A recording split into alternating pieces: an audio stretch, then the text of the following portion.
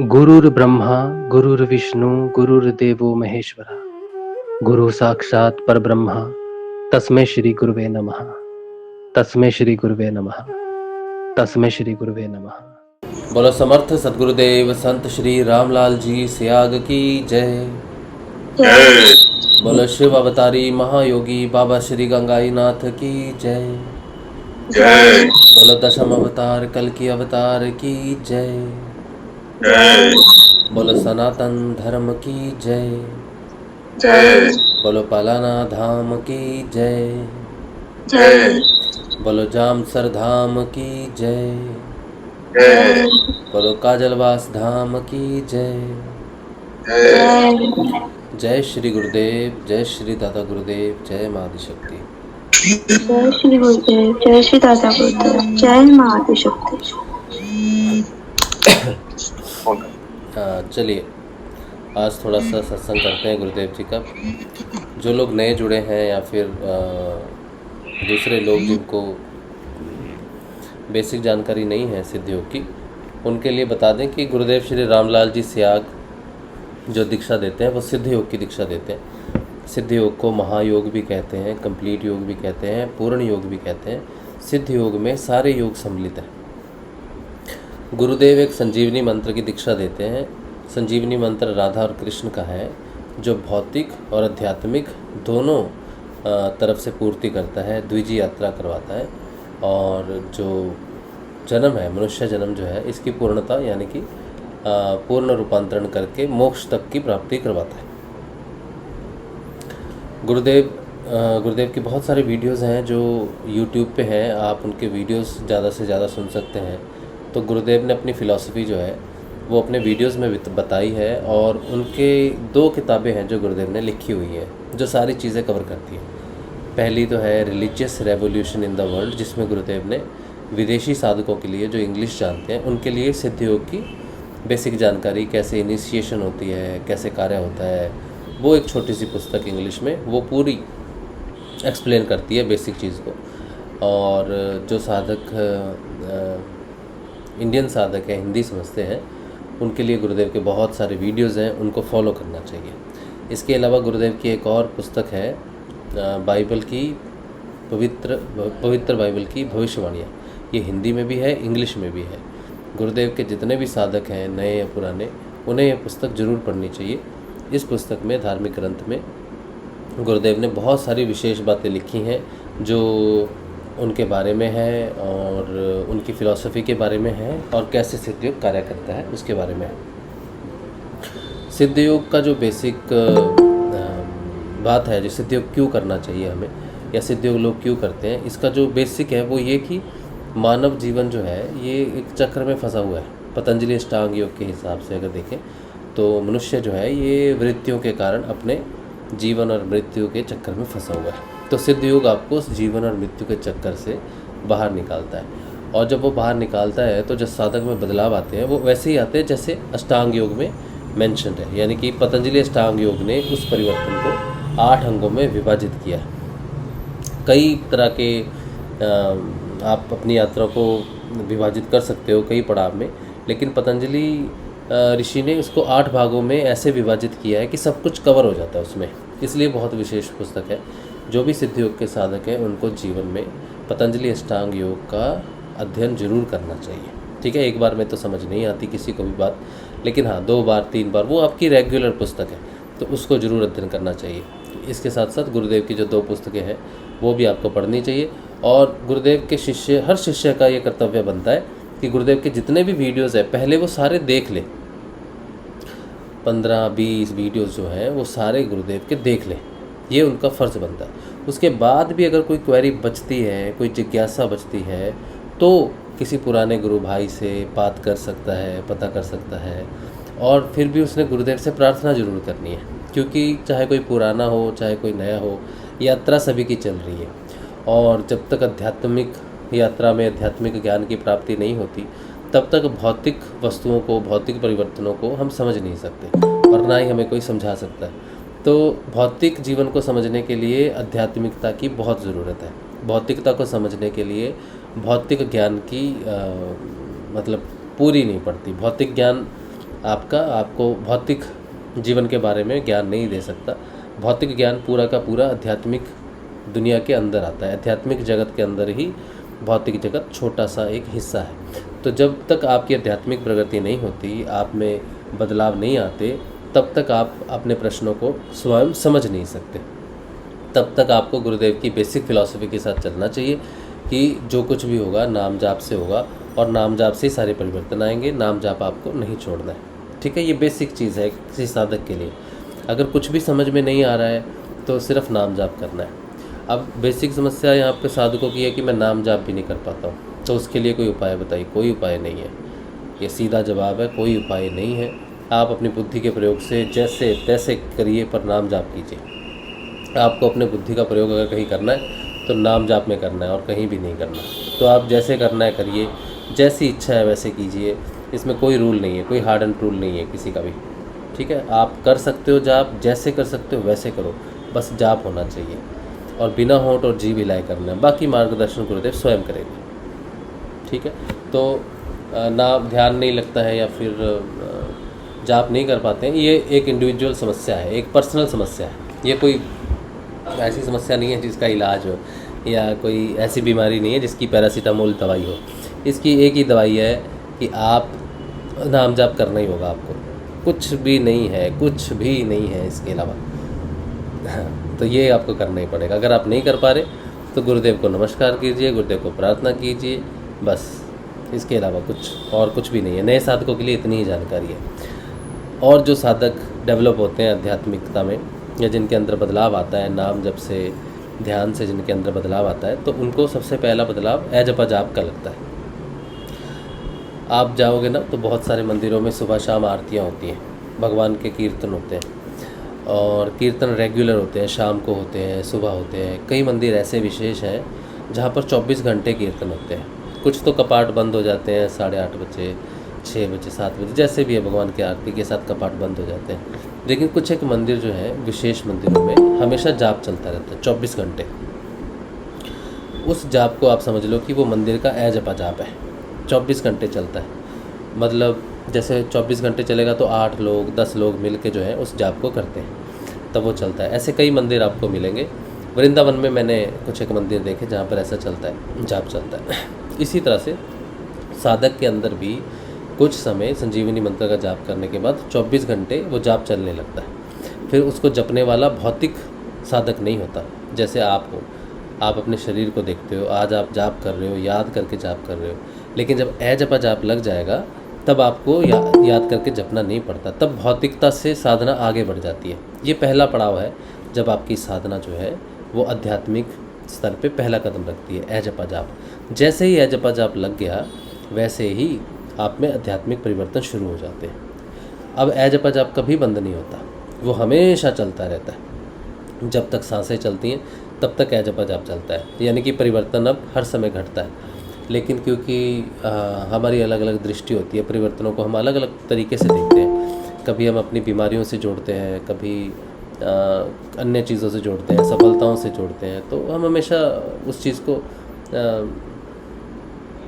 को जोड़ के देखते हैं। तो हम भौतिकता को कई बार इतनी ज़्यादा महत्व दे देते हैं कि आध्यात्मिक दृष्टिकोण से हमें नहीं पता चलता कि हमारे में कुछ परिवर्तन आ रहे हैं कि नहीं आ रहे। तो कई बार समय लग जाता है जानने के लिए कि परिवर्तन आ रहा है कि नहीं आ रहा है।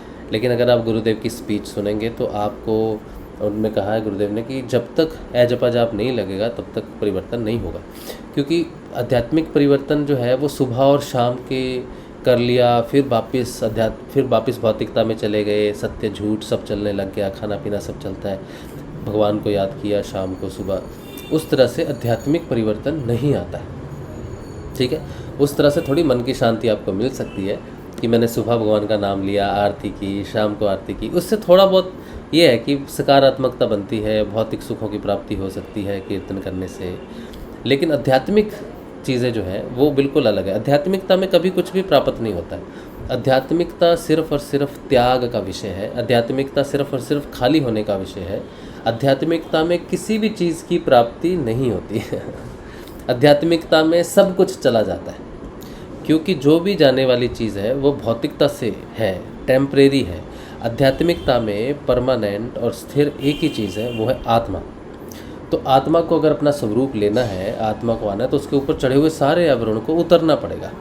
तो आध्यात्मिकता में आत्मा जब अपनी स्थिति प्रकट करती है, तब सारी वृत्तियाँ और जितनी भी संसार की चीज़ें हैं, जितनी भी प्राप्तियाँ जिन्हें कहते हैं, वो सारी चली जाती हैं। सब कुछ शून्य हो जाना अति आवश्यक है आध्यात्मिकता की दृष्टिकोण से। लेकिन क्योंकि भौतिक साधक हैं तो उन्हें लगता है कि हम शून्य हो जाएंगे, हमारे घर बार चला जाएगा, रिश्ते चले जाएंगे, ये सब चले जाएंगे। तो आध्यात्मिकता में सब कुछ जाने का अर्थ जब हम देखते हैं कि सब कुछ चला गया, तो भौतिकता में देखें तो हमारा घर चला गया, परिवार चला गया, पैसा चला गया, सब कुछ चला गया, इस तरह से देखते हैं। आध्यात्मिकता में सब कुछ चले जाने का अर्थ ये नहीं है कि मेरा परिवार छूट जाएगा या मैंने जो कमाया है वो चला जाएगा, उसको इस तरह से नहीं देखते। यही अंतर है भौतिकता और आध्यात्मिक शब्दों को समझने के लिए। आध्यात्मिकता में सब कुछ जाने का अर्थ है कि सोचो मैं धन कमाता हूँ, ठीक है, एक जगह नौकरी करता हूँ या बिज़नेस करता हूँ, तो मेरे धन कमाने का ढंग है कुछ, ठीक है, उसमें सच हो सकता है, झूठ हो सकता है, कोई ट्रिक हो सकता है, इसके साथ 2% का फ़ायदा, उसके साथ 5% का फ़ायदा हो सकता है, भेदभाव हो सकता है। तो वो सारी चीज़ें ख़त्म होनी शुरू होती है। मतलब आपके अंदर के जो क्लेश हैं, जिनसे आप अपनी जीविका अर्जित कर रहे थे, वो क्लेश ख़त्म हो जाते हैं। क्योंकि आत्मा जो है वो धन को नहीं देखती, ज़्यादा या कम के धन से उसको फ़र्क नहीं पड़ता कि आपके पास कितना है, क्या है, उससे उसको कोई फ़र्क नहीं पड़ता। आत्मा को, अध्यात्म को फ़र्क पड़ता है कि वो धन कैसे आ रहा है, किस नज़रिए से उसको कमाया गया है या किस व्यवहार से उसको कमाया गया। तो वो व्यवहार चला जाएगा जिससे आप कर रहे थे। अगर वो व्यवहार से ही आप सारा धन कमा रहे थे और व्यवहार चला गया, तो फिर मुश्किल थोड़ी सी ऑब्वियसली हो जाती है, क्योंकि फिर वो व्यवहार रहता नहीं, ठीक है। लेकिन अगर आपका व्यवहार अच्छा है और सब कुछ अच्छा है, फिर भी आपका धन आ रहा है, तो धन जाएगा नहीं, उसमें आपका कुछ नहीं जाएगा। तो आध्यात्मिकता में सब कुछ चले जाने का अर्थ है कि एक राजा है और एक रंक है, दोनों का सब कुछ चला गया। तो रंक के पास जो बेचारा भिखारी है, उसके पास तो जाने के लिए कुछ भी नहीं है, तो हम कैसे कह सकते हैं कि भिखारी का सब कुछ लुट गया। तो लुटने वाली जो चीज़ है वो भौतिकता से जुड़ी हुई चीज़ों को नहीं देखते हम देखते हैं हमारे अंदर के जो गुण हैं, त्रिगुणात्मक गुण है, जिसके कारण हम किसी कार्य को करते हैं। कोई भिखारी है, वो भीख मांगता है तो किसी भाव से मांगता है या किसी गुण के अधीन होकर मांगता है या झूठ बोल के या झूठे दिखावे से मांगता है, तो वो चला जाएगा, ठीक है, सत्यता प्रकट हो जाएगी। राजा जी का भी यही हाल होने वाला है। तो उनके अंदर का बदलाव की बात की है कि आध्यात्मिकता में आदमी खाली हो जाता है, अपने गुणों से खाली हो जाता है, ठीक है। लेकिन अब वही शब्द अगर हम समझे भौतिकता में, तो हमें लगेगा कि हमारे पास जो भी है वो चला जाएगा। तो आध्यात्मिक परिवर्तन जो है, इनको समझने के लिए आध्यात्मिक ज्ञान की आवश्यकता पड़ती है, और भौतिक परिवर्तनों को समझने के लिए भी आध्यात्मिक ज्ञान की आवश्यकता पड़ती है।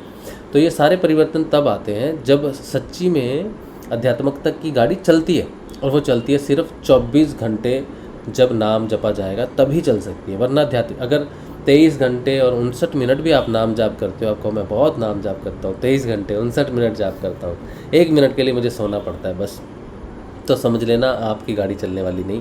क्योंकि इतना जाप करने के 4-5 दिन के बाद ही, अगर आप करते हो ना 23 घंटे जाप करते हो, तो 4-5 दिन के अंदर क्या, 1 दिन के अंदर ही आपको जपा जाप लग जाएगा। ये संजीवनी मंत्र की बहुत विशेषता है। तो गुरुदेव कहते हैं जो साधक 20-25 दिन जो है ना अच्छे से जाप कर लेता है, बहुत सघन जाप कर लेता है, उसको जपा जाप लग जाता है, ठीक है। नहीं तो जपा जाप की तो कोई महत्व बचा ही नहीं। अगर मैं कहूँ कि मैं रोज़ 16 घंटे जाप करता हूँ, ठीक है, बस इसी से ही मेरा चलता है, तो फिर जपा जाप की तो महत्ता ही खत्म होगी, आपको जपा जाप की ज़रूरत ही नहीं है। फिर जपा जाप भगवान ने बनाया क्यों, गुरुदेव ने जपा जाप की बात की क्यों? जब मेरा नाम जाप से ही चलना है, जब मेरे अंदर 24 घंटे की ज़रूरत नहीं है, 23 घंटे बहुत है या फिर 16 घंटे बहुत है, तो कैसे?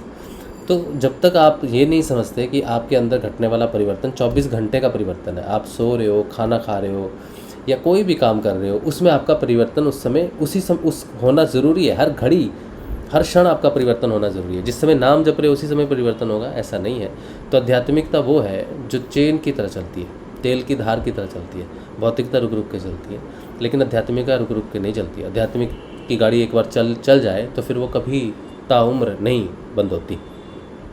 इसीलिए शुरुआत में ही आपको इतना सघन जाप करना चाहिए, तेल की धार की तरह या साइकिल की चेन की तरह, क्योंकि आने वाला अगला पड़ाव साइकिल की चेन ही है या फिर तेल की धार ही है, लेकिन उसमें फिर आपके अंदर से काम शुरू हो जाता है। ये एक वैसी मोटर है, वो हम लोग स्टार्ट करते हैं ना, एक जनरेटर होता है तो उसको घुमाते हैं बहुत जोर तो फिर वो गड़गड़ अपने आप शुरू हो जाता है, फिर उसको घुमाने की ज़रूरत नहीं पड़ती। तो जपा जाप भी वैसा ही है, पहले थोड़ी सी मेहनत करनी पड़ती है और फिर अपने आप चलने लगता है। अब समस्या ये है कि 90% को तो यही प्रश्न रहता है कि मुझे पता नहीं कि मेरा नाम जप, मेरा है जपा चला है कि नहीं चला है। ये बड़ी दिक्कत है, बहुत बड़ी दिक्कत है। इस प्रश्न का भी कोई सलूशन नहीं है। इसका अपने आप आपको पता चलेगा। अगर नहीं पता चलता है तो नाम जपो, बस, इसका और कोई सलूशन नहीं है। पता करने के वैसे तो 2-3 तरीके हैं, आपको पता चल जाएगा। आप रात को उठोगे, पानी पीने के लिए उठे हो, बाथरूम जाने के लिए उठे हो, तो वो नाम जप अपने आप शुरू हो जाएगा, आपको अपने आप याद आ जाएगा, ये समझ लो, ठीक है। आप कहीं संकट में पड़ गए अचानक, या आप डर गए अचानक कहीं, तो अचानक से वो मंत्र चालू हो जाएगा। आपको याद करने से पहले आपका मंत्र चालू हो जाएगा। तो विषम परिस्थितियों में या बहुत खुशी वाली परिस्थितियों में या एक्सट्रीम सिचुएशंस में वो अपने आप जाप चलना शुरू हो जाता है। या सडनली आप सोए से उठ गए तो वो नाम जप शुरू हो जाता है। तो ये कुछ चीज़ें हैं जहाँ पर आप ए जपा जाप को जान सकते हो। ए जपा जाप के बाद थोड़ा सा और आगे बढ़ते हैं तो ब्रह्मनाद सुनाई देता है। ब्रह्मनाद कह लो, मनोहर की मुरली कह लो, अनहदनाद कह लो, इंटरनल साउंड कह लो, और मुसलमान भाई जो हैं वो उसको वांगे इलाही कहते हैं, ठीक है। वांगे इलाही का मतलब है कि वो भगवान की आवाज़ है, ठीक है। वांग मतलब आवाज़, किसी की पुकारने की आवाज़ है। तो इलाही मतलब अल्लाह की, तो वो भगवान की, कुदरत की, वो बुलाने लग गया आपको अब, ठीक है। और इसी को हम अनंतनाथ कहते हैं, मनोहर की मुरली कहते हैं। अब मनोहर की मुरली क्यों कहते हैं, इसको रहस्य क्या है कि हम इसको मनोहर की मुरली क्यों कहते हैं। नाद के तो अद्भुत रहस्य हैं। ज़्यादातर लोग नाद को इम्पोर्टेंस नहीं देते और कहते हैं कि गुरुदेव ने कहा है नाम जाप करो, ध्यान करो, और हमें नाम जाप ही करना चाहिए। बिल्कुल नाम जाप करना चाहिए, क्यों नहीं करना चाहिए। लेकिन आध्यात्मिकता में अगर आपकी बदलाव ही ना आए, अगर आप जैसे आप आज हो और नाम जाप करते करते वैसे ही आप शेष होते हो, ख़त्म होते हो, मरते हो, मृत्यु होती है, आपने कभी कोई परिवर्तन नहीं किया, कुछ नहीं किया। आपने सुना कि बारिश होती है, आसमान में बादल आते हैं, बिजली चमकती है और फिर बारिश गिरती है, लोग भीगते हैं, कहते हैं ठंडी ठंडी हवा चलती है और बारिश में लोग भीग जाते हैं। ऐसा आपने कहानियाँ सुनी है, लेकिन कभी आपने बारिश देखी नहीं, आपने बादल कड़कते हुए देखे नहीं, बिजली कड़कती हुई देखी नहीं। तो आप सिर्फ सोच रहे हो कि हाँ भाई बारिश होती है। तो ये कल्पनाएं हैं। अगर अध्यात्म में आपको पता है कि आप आत्मा हो और उसकी रियलाइजेशन नहीं आई, तो समझ लो कि आपका कुछ परिवर्तन घटित हुआ नहीं, उसका कुछ ना कुछ कारण रहा है, ठीक है। कुछ रुकावट रही है, आप स्वयं रिजिड रहे, आपने स्वयं अपनी बाउंड्रीज़ को एक बांध दिया है एक जगह पे कि नहीं मुझे तो बस यही है, ऐसा ही है। परिवर्तन जब होता है तो एक तरह से वो तूफ़ान की तरह होता है, ठीक है। अब तूफ़ान बहुत तेज़ तूफ़ान है और सामने में एक टूटा फूटा सा कच्चा सा घर है, ठीक है। वो तूफ़ान आएगा तो वो उसकी लकड़ियाँ, उसके सब दीवारें दूरें तोड़ देगा, वो घर अपने आप को बचा नहीं सकता। आध्यात्मिकता का परिवर्तन भी तूफ़ान की तरह है, आप अपने आप को बचा ही नहीं सकते। जिस तरह जब टी सुनामी आती है या फिर भूकंप आता है समंदर के अंदर, तो वो टी सुनामी उठती है और उसका पानी अपनी जो बाउंड्री होती है उसको तोड़ देता है। अध्यात्म भी बिल्कुल वैसे ही है। नाम जाप करने के बाद, सच्चे हृदय से नाम जाप करने के बाद ए जपा जाप की घटना घटेगी, नाद की घटना घटेगी। जब नाद की घटना घटती है तब शुरू होता है असली रास। वे बहुत बड़ा प्रश्न रहता है कि नाद को सुने कैसे, नाद को अनुसंधान कैसे करें, या नाद को मैं सुन नहीं पाता। समस्याएं तो इतनी हैं कि सॉल्यूशन कम पड़ जाए, इतनी समस्या है। बड़ी साधारण, अपने आप को साधारण सी चीज़ों के लिए साधक को आदत होती है अपने आप को कॉम्प्लिकेट करने की, अपने आप को मुख्य बताने की, अपने आप को अलग साबित करने की। सबके साथ हो रहा है, मेरे साथ नहीं हो रहा। सबके साथ इक्वली होता है, कोई विशेष नहीं है, किसी के साथ कम नहीं होता, किसी के साथ ज़्यादा नहीं होता। सबके साथ घटना घटती है। अगर आप नाद नहीं सुन पाते, अगर आपको दिक्कत होती है, तो आप अकेले इंसान नहीं हो, अकेले साधक नहीं हो जिसको दिक्कत हो रही है। ऐसा कोई भी पुरुष, कोई भी साधक इस धरती पे धरा पर पैदा नहीं हुआ होगा जिसने नाद को पकड़ लिया। नाद को पकड़ना आपके बस का ही नहीं है। अगर आप कबीर जी की बात करो या फिर संतों की बात करो तो वो भी नाद को नहीं पकड़ सकते। दुनिया का कोई भी इंसान नाद को नहीं पकड़ सकता। साधक कितना भी उच्च कोटि का क्यों ना हो, वो नाद को नहीं पकड़ सकता, ठीक है। क्यों नहीं पकड़ सकता? क्योंकि वो ईश्वर की मुरली है, उसको पकड़ने की क्षमता आपकी नहीं है। वो आपको पकड़ता है, नाद आपको पकड़ता है, समझे। जैसे सोचो, मैं ज़्यादातर तो बुलेट ट्रेन की एग्जांपल देता हूँ कि बुलेट ट्रेन है, उसको देखना है, ठीक है। तो जितना मुश्किल उसको देखने के लिए है, बस उतना ही मुश्किल नाद को अनुसंधान करने के लिए होती है। 2 सेकंड 4 सेकंड में भी वो गायब हो जाता है, पता ही नहीं चलता हम कहाँ गए, ध्यान में गए, किधर गए। तो नाद को कोई नहीं पकड़ सकता, ठीक है। नाद आपको पकड़ेगा।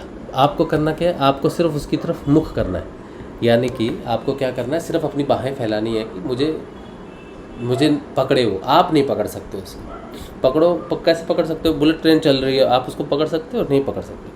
तो आपने अपने आप को बस फ्री छोड़ना है, वो अपने आप आपको समेट के ले जाएगा। आप दिन में 4-5 बार, ठीक है, दिन में 4-5 बार अगर आप नाम जपते हो, नाद सुनते हो, ध्यान देते हो नाद की तरफ, 2 सेकंड का हो 4 सेकंड का हो, कोई फ़र्क नहीं पड़ता उस चीज़ से। सिर्फ आपका मुख उस डायरेक्शन में होना चाहिए जहाँ सूर्य उग रहा है, ठीक है। तो आप पे प्रकाश जरूर पड़ेगा। तो आपको क्या करना है, सिर्फ उस नाद को सुनने की कोशिश करनी है दिन में कुछ समय, रात को सोने से पहले। नाद जो है अब दूसरा प्रश्न नाद पे क्या आता है कि मैं पहले ध्यान करता था 15 मिनट, मंत्र जपता था तो 15 मिनट के लिए ध्यान करता था। अब मैं अगर 15 बार नाद सुनूं दिन में, तो मैं 15 बार ध्यान करता हूँ। तो गुरुदेव ने तो कहा है 2 बार ध्यान करना है। तो नाद को सुनना ही ध्यान है, और नाद को वाकई, नाद के सुनने का अर्थ है ध्यान, ठीक है। मंत्र जाप अलग चीज़ है, लेकिन नाद को सुनने का अर्थ है कि ध्यान, है ना। तो मैं 15 बार ध्यान क्यों करूं, या फिर रात को सोते समय क्यों करूं, या फिर इस समय क्यों करूं, ये तो ध्यान हो गया। तो ये सबसे मुख्य डिफरेंस जो है मंत्र जाप का और अनहद नाद के अनुसंधान का, सुनने का। जो ध्यान आपको मंत्र जाप से लगता है वो बाहर से प्रक्रिया घटती है। आप अंदर से कोशिश करते हो ध्यान, बाहर से कोशिश करते हो नाम जपते हुए ध्यान लगाने की, ये आप जा रहे हो अंदर, और नाद दूसरे क्षेत्र से आता है। जब आप नाद की तरफ मुख करते हो तो वो आपको पकड़ता है, वो आपको ध्यान देता है, आप उसका ध्यान नहीं कर सकते। नाद आपको ध्यान देता है। उसको सुनने का अर्थ है कि उसने दिया आपको, ठीक है। तो आप कितना भी ले लो, आप 16 घंटे 17 घंटे भी कोई सुन नहीं सकता, ये बहुत बड़ी बात मैंने कही।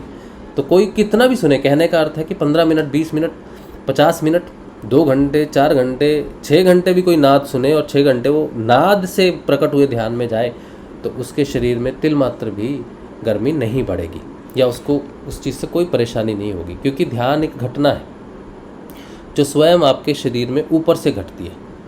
जिस तरह से डिमांड होती है ना, हम खाना खाते, भूख लगी तो खाना खा लिया तो प्यास बुझ गई, ये हमने बाहर से उसका इंतज़ाम किया।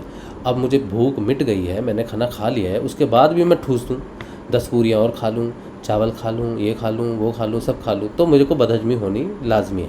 इसी तरह से जब बाहर ध्यान में बैठते हैं तो 2 बार का ध्यान करना है, 15 मिनट सुबह 15 मिनट शाम को। लेकिन नाद जब सुनते हैं तो अंदर से जैसे ज़रूरत ही नहीं है खाने खाने की। सोचो किसी को भूख लगी और ग्लैंड जो है हमारे, उससे कोई रस त्रावित हुआ, ठीक है, रस त्रावित हुआ तो आपकी भूख अंदर से मिट गई। अब वो रस ज़्यादा होगा नहीं, जितना भी होगा उससे सिर्फ आपको अंदर की जो रसना है उससे शुद्धि हो जाएगी। अब जो योगी हैं वो 2-2 महीने 3-3 महीने सालों साल, बाबा गंगाई नाथ जी 10-10 साल जो है वो ध्यान में रहते थे। तो उसके हिसाब से तो बाबा का शरीर तो अग्नि हो जाना चाहिए अंदर से, है ना, अग्नि हो जाना चाहिए, इतनी गर्मी हो जानी चाहिए 10 साल के ध्यान में। तो क्यों नहीं हुई? वो इसलिए नहीं हुई कि वो जो ध्यान है वो अंदर से घटित हो रहा है, वो ईश्वर के द्वारा उत्पन्न किया हुआ ध्यान है, वो नाद से प्रकट हुआ ध्यान है, अंदर से हुई घटना है। अंदर से हुए बदलाव का साइड इफ़ेक्ट नहीं होता। गुरुदेव की वाणी सुनो आप, कहते हैं कि नशा करता है इंसान, ठीक है, जब छोड़ देता है ज़बरदस्ती उसको दवाइयाँ खिलाते हैं और रखते हैं वहाँ पे नशा मुक्ति केंद्र में और ज़बरदस्ती छुड़वाते हैं, तो बाहर आता है तो सारा एरियर क्लियर कर देता है, ठीक है, तो वो उसको नुकसान करता है। लेकिन जब गुरुदेव का कोई मंत्र जपता है तो अंदर से डिमांड ख़त्म हो जाती है, फिर वो नशा नहीं करता, फिर उसका कोई साइड इफ़ेक्ट नहीं होता।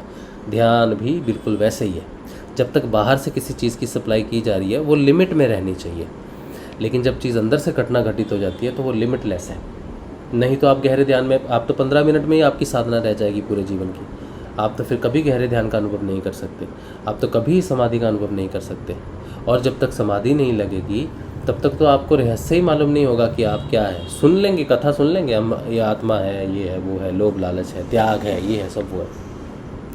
ये सब कहने की बातें हैं कि बारिश है भाई, ठंडी होती है, बारिश पड़ती है, पानी होता है, बारिश गीला गीला करता है, भिगो देता है, बादल भी गरजते हैं, कई बार नहीं भी गरजते, ये सब सुनी सुनाई कहानियाँ हैं। लेकिन जब तक बारिश में भीगोगे नहीं तब तक वो नहीं हो सकता। तो अध्यात्म क्या है? उस बारिश के साक्षात्कार का विषय है। आप कितनी भी कहानियाँ बारिश की सुन लो, कितनी भी पुस्तकें पढ़ लो, आप कभी भी उस चीज़ का आनंद नहीं ले सकते। अगर वो सिर्फ एक पल के लिए आपको भिगो दे, तो आपको मालूम हो जाएगा कि हाँ, बारिश सच में होती है, या है जो चीज़ ऊपर से गिरता है। पानी ऊपर से भी गिरता है भाई, शावर ऊपर से भी आता है। हमारे घरों के अलावा शावर ऊपर भी है, और उसमें भी वैसे ही आनंद आता है जैसा हम अंदर शावर में करते हैं, तो वहाँ भी भीगा जा सकता है। तो ये चीज़ें हैं। और एक चीज़ क्या है, नाद के साथ क्या चीज़ है, रात को नाद जगाना शुरू करता है 2 बजे। जब नया नया नाद सुनना शुरू होता है ना किसी को, तो रात को जागते हैं। रात को 2:30 बजे, 3 बजे, 2 बजे ऐसे नींद खुलती है। इसका रहस्य जो है, ये मैंने तो नहीं खोजा वैसे, लेकिन हाँ, ये रहस्य जो है ये है कि ये मनोहर की मुरली जो है ना, ये 2:30 बजे बजती है रात को। कहाँ बजती है? वृंदावन में बजती है। आपको मालूम है वृंदावन में रास होता है हर रात को, और वहाँ पे मनोहर की मुरली बजती है, गोपियों के साथ, गोपों के साथ रास होता है। वो कैसे होता है? निधि वन में बजती है, निधि वन में। हाँ, वृंदावन में बजती है, निधि वन में। तो अच्छा, निधि वन तो आप जानते हो, लेकिन निधि वन वृंदावन नाम कैसे पड़ा? उस निधि वन से ही उस शहर का नाम वृंदावन पड़ा। उस वन को अलग अलग नामों से जानते हैं, ठीक है। उनमें से एक नाम है निधि वन, एक नाम है वृंदावन। तो वो वन से ही है एक्चुअली, ठीक है। तो अब अगर हम कहें वृंदावन, तो हम उस वन की बात कर रहे हैं, निधि वन की बात कर रहे हैं, ठीक है। तो रात को 2:30 बजे जो है, जो 2 बजे जो है, वो कृष्ण जो है वो फुल फ्लो में उनका रास होता है गोपियों के साथ। और जितने भी इस मंत्र को जपते हैं, राधा कृष्ण के मंत्र को जपते हैं, वो उसके गोपियाँ ही हैं, उसके गोपियाँ ही हैं। तो वो दुनिया में कहीं भी बैठा हो, वो वहाँ शुरू हो जाता है काम सोर्स पे, ठीक है। और जहाँ जहाँ उसकी गोपियाँ होती हैं, वो सारी जाग जाती हैं रात को। और फिर साधक परेशान होता है कि मुझे रात को नींद नहीं आती, अब मैं जाग जाता हूँ और नाद इतनी तेज़ चल रहा होता है, मुझे सोना है, मैं क्या करूँ। तो ये एक संकेत है उसका नाद का कि वही मनोहर की मुरली है, इसीलिए उसको मनोहर की मुरली कहा जाता है, ठीक है। नाद को अनंत नाद कहा जाता है। और वैसे भी आप देखोगे ना, आप आध्यात्मिक पुस्तकें पढ़ोगे तो आपको अनंत नाद एक ही चीज़ मिलेगी कि वो कृष्ण की बंसी है जिसका साउंड है, ठीक है। तो जिसको भी सुनाई देता है, तो आप समझ लो कि आप उस कृष्ण के गोप हो, गोपी हो। उससे परेशान नहीं होना। रात को जागे तो जाग जाना, थोड़ी देर बैठ जाना। उस रास के आनंद अभी तो नहीं ले पाओगे, ठीक है, अभी तो सिर्फ उसको अनुभव कर पाओगे। एक कॉल है कि तुम भी उठ के बैठ जाओ, तुम भी इस समय मेरा ध्यान कर लो, तुम भी उस रस में डूब जाओ। और मैंने एक जगह सुना था कि रात के ध्यान को तामसिकता का ध्यान भी कहा जाता है। नहीं है तामसिकता का ध्यान, कुछ नहीं है ऐसा, क्योंकि जो ऐजपा जाप है आपका ना, वो 24 घंटे चलता है। और अगर रात का ध्यान तामसिकता है, तो कृष्ण से बड़ा तामसिक कोई नहीं है। क्यों नहीं है कृष्ण से बड़ा तामसिक? तो रास ही रात को करता है। 8:30 बजे उसके कपाट बंद हो जाते हैं, ठीक है, और सुबह 5 बजे तक उसका काम चलता है। गोप गोपियाँ सारी वहाँ पे रहती हैं। तो अगर रात के ध्यान को तामसिकता मानते हो, तो कृष्ण के रास का आनंद कभी भी नहीं ले सकते। कृष्ण का गोपी या गोप आप कभी नहीं बन सकते। और जिसका आप मंत्र जप रहे हो, अगर उसके साथ ही प्रेम नहीं किया, अगर उसके साथ ही रास का मज़ा नहीं लिया, तो फिर किस बात का मंत्र जाप कर रहे हो? क्यों कर रहे हो मंत्र जाप? सब कुछ बेमायने सा हो जाता है। तो ध्यान कभी भी दिन और रात के हिसाब से नहीं होता। भौतिकता में दिन और रात होता है। आध्यात्मिकता में जब साधक जागृत हो जाता है, तो वो हमेशा के लिए जागृत हो जाता है। अंदर से जागृत होने का अर्थ है कि बाहर भौतिकता में जो सूर्य ढल रहा है, जो सूर्य उग रहा है, उसका आध्यात्मिकता से कोई संबंध नहीं है, ठीक है। एक बार साधक चेतन हो गया, जागृत हो गया, तो सिर्फ उसके लिए प्रकाश ही फैलता है, उसके अंधकार ही कटता है, ठीक है। तो ये जो बात है ना, बाहर टाइम को देख के डिसाइड करना कि मैं ये ध्यान गलत है, ये समय का ध्यान गलत है, इस पे आप ध्यान मत दीजिए, ठीक है। आप विज्ञान को समझिए, कृष्ण को समझिए, और उसके रास को समझिए, उसकी मनोहर की मुरली को समझिए। रात को जो जाग जाते हैं ना सोते सोते, मैं कहता हूँ बड़े विशेष है वो साधक। मैं खुद रात को उठता था, अचानक से उठ जाता था, और इतनी तेज क्रियाएं होती थी, दिन में नहीं होती थी। मतलब सुबह भी ध्यान, शाम को भी ध्यान, हल्की हल्की सी क्रियाएं हो गई, कभी कभी हो गया बहुत अच्छी क्रिया हुई। लेकिन रात को जब भी मैं जागा हूँ 2:30 बजे, 2 बजे, नाद की वजह से, मैं डर गया। और ये शुरुआती बात नहीं बोल रहा हूँ मैं आपको, समझ लो आज से 3 महीने पहले की भी बात होगी, 3 महीने पहले भी ये बात हुई। तो रात को उठ गया तो प्राण गले में आ गए। मुझे लगा कि अब होगी मृत्यु, आज अपना अंतिम दिन, तो हो गया काम आज तो मैं बहुत डर गया। ठीक है, जनरली तो मैं अपनी वाइफ को उठा देता हूँ कि मुझे ऐसा हो रहा है, और फिर जो जो क्रिया होती है, जितनी तेज क्रिया होती है, चाहे कमर में दर्द है, गले में दर्द है, हाथ में दर्द है, कुछ नहीं पता चलता। फिर बस वो इतनी तेज क्रिया होती है, इतनी तेज कुंडलिनी जागृति है, जैसे पता नहीं अचानक उसको किसी ने ऐसा कुछ दे दिया हो कि वो नाचने लगी, बड़ी ज़ोर से नाचने लगी। और फिर एक दिन, जब 3 महीने पहले की बात है, फिर मेरे साथ ऐसा हुआ, बहुत तेज़ ऊर्जा उठी रात को। तो मैंने कहा देख भाई, ऊर्जा उठ रही है, कोई भी परेशानी तो कुछ लग नहीं रही, बस यही है कि बस कुछ अजब गजब सा लग रहा है, लेकिन डर लग रहा है, बहुत भयंकर डर लग रहा है मृत्यु का। तो मैंने क्या किया, मैंने कहा छोड़ो, अभी वाइफ को नहीं जगाएंगे, वो परेशान हो जाएगी, फिर वो, मैं तो सो जाऊँगा, ऊर्जा शांत हो जाएगी, मैं सो जाऊँगा, वो जागती रहेगी। तो मैंने चुपके से आया, गुरुदेव का ये रूम है जहाँ सत्संग होता है, यहाँ पर आके बैठ गया। मैंने कहा अब जो नचाना है, अब जो हिलाना है, डुलाना है, मैं यहीं पर हूँ, दरवाज़ा मैंने बंद कर दिया है, अब मैं कहीं नहीं जा रहा, जो भी होगा सुबह ही पता चलेगा क्या हुआ है क्या नहीं हुआ है। तो मैं बैठा, सरेंडर कर दिया मैंने। मेरे ख्याल से 1 या 2 मिनट की बात है, सारी ऊर्जा शांत हो गई। सिर्फ वो सरेंडर मांगती है और कुछ नहीं। ठीक है, तो अगर आप ध्यान करते हो तो आपको डरना नहीं है, और रात के दिन के चक्कर में ध्यान हो रहा है, जब ध्यान लग जाए ईश्वर की बड़ी कृपा समझनी चाहिए। और रास के समय में अगर वो मनोहर की मुरली जगाती है आपको, तो मैं कहता हूँ कि आपसे भाग्यवान कोई नहीं। ठीक है, जिसे उस रास में हिस्सा, बस आपको ज्ञान नहीं है उस चीज़ का, आप उस चीज़ को देख नहीं पा रहे। और जिस दिन आपको ज्ञान हो जाएगा ना, उस दिन रात को 2:30 बजे आप वृंदावन में होंगे या नहीं होंगे। ठीक है, या जहाँ जहाँ उसका रास होता है। हमें तो सिर्फ एक ही जगह का नाम पता है, ठीक है, वृंदावन का नाम पता है, निधिवन का नाम पता है, लेकिन कहाँ कहाँ उस कृष्ण की लीलाएँ चल रही हैं, इसका हमें अंदाज़ा नहीं है। ठीक है, तो आपने डरना नहीं है, या फिर किसी भी ऐसे बहकावे में नहीं आना है जो आध्यात्मिकता को भौतिकता की नज़र से या दृष्टिकोण से डिफाइन करे। ठीक है, और सबसे बड़ी बात, एक प्रश्न और है कि तामसिकता आती है, क्या है तामसिकता? इसका कोई व्यक्ति नहीं इस धरती के ऊपर में जिसमें तामसिकता ना हो। क्यों? क्योंकि हमारी जो रचना है ना, वो त्रिगुणात्मक प्रकृति से हुई है, तमोगुण, रजोगुण, सतोगुण, तीनों से हुई है। तो तीनों गुण हमारे अंदर होते हैं। तो जब ये धीरे धीरे परिवर्तन आता है, ठीक है, एकदम से नहीं आता कि आज आप तमोगुणी हैं, आज ही आपने ध्यान किया, आज ही आपको लाइट दिख गई, ये दिख गया और आप सतोगुणी हो गए। कुछ भी दर्शन हो, अनुभव हो, मुद्राएं लगे, क्रियाएं हो, तो सीधा 4-5 दिन में परिवर्तन नहीं होता, कई वर्ष लगते हैं। कई वर्ष लगते हैं तमोगुण को रजोगुण में परिवर्तित होने के लिए, फिर कई वर्ष लगते हैं रजोगुण से सतोगुण के परिवर्तन के लिए, फिर कई वर्ष लगते हैं सतोगुण से भी मुक्त होने के लिए। तो हर व्यक्ति में होती हैं वो चीज़ें। जब तक आपको निर्बीज समाधि नहीं लगती, तब तक आप सारे के सारे जो है उस गुण को लेके बैठे हो, चाहे वो बीज दबे हुए। सबीज समाधि में वो बीज दब जाते हैं, तमोगुण, रजोगुण, सतोगुण के बीज दब जाते हैं, लेकिन ख़त्म नहीं होते। तो अगर कोई साधक कहे कि मुझे सबीज समाधि लग गई है और मैं मुक्त हूँ, मुझ में तमोगुण नहीं है, तो वो गलत है। सबीज समाधि में भी तमोगुण बीज के रूप में रहता है और किसी भी समय जागृत होकर आपको अपनी लपेट में ले सकता है। ठीक है, इसीलिए जब तक निर्बीज समाधि ना लगे, जब तक वो बीज नष्ट ना हो, तब तक हम गुणों से मुक्त नहीं होते। और निर्बीज समाधि का अर्थ सिर्फ तमोगुण या रजोगुण से मुक्त होना नहीं है, सतोगुण से भी मुक्त हो जाना है। सतोगुण से मुक्त कोई नहीं होना चाहता, सारे चाहते हैं कि वो अच्छा कार्य करें, गुरुदेव का कार्य करें, नाम जपें, प्रचार करें। ये सतोगुणी है, ये सतोगुणी क्रियाएं हैं।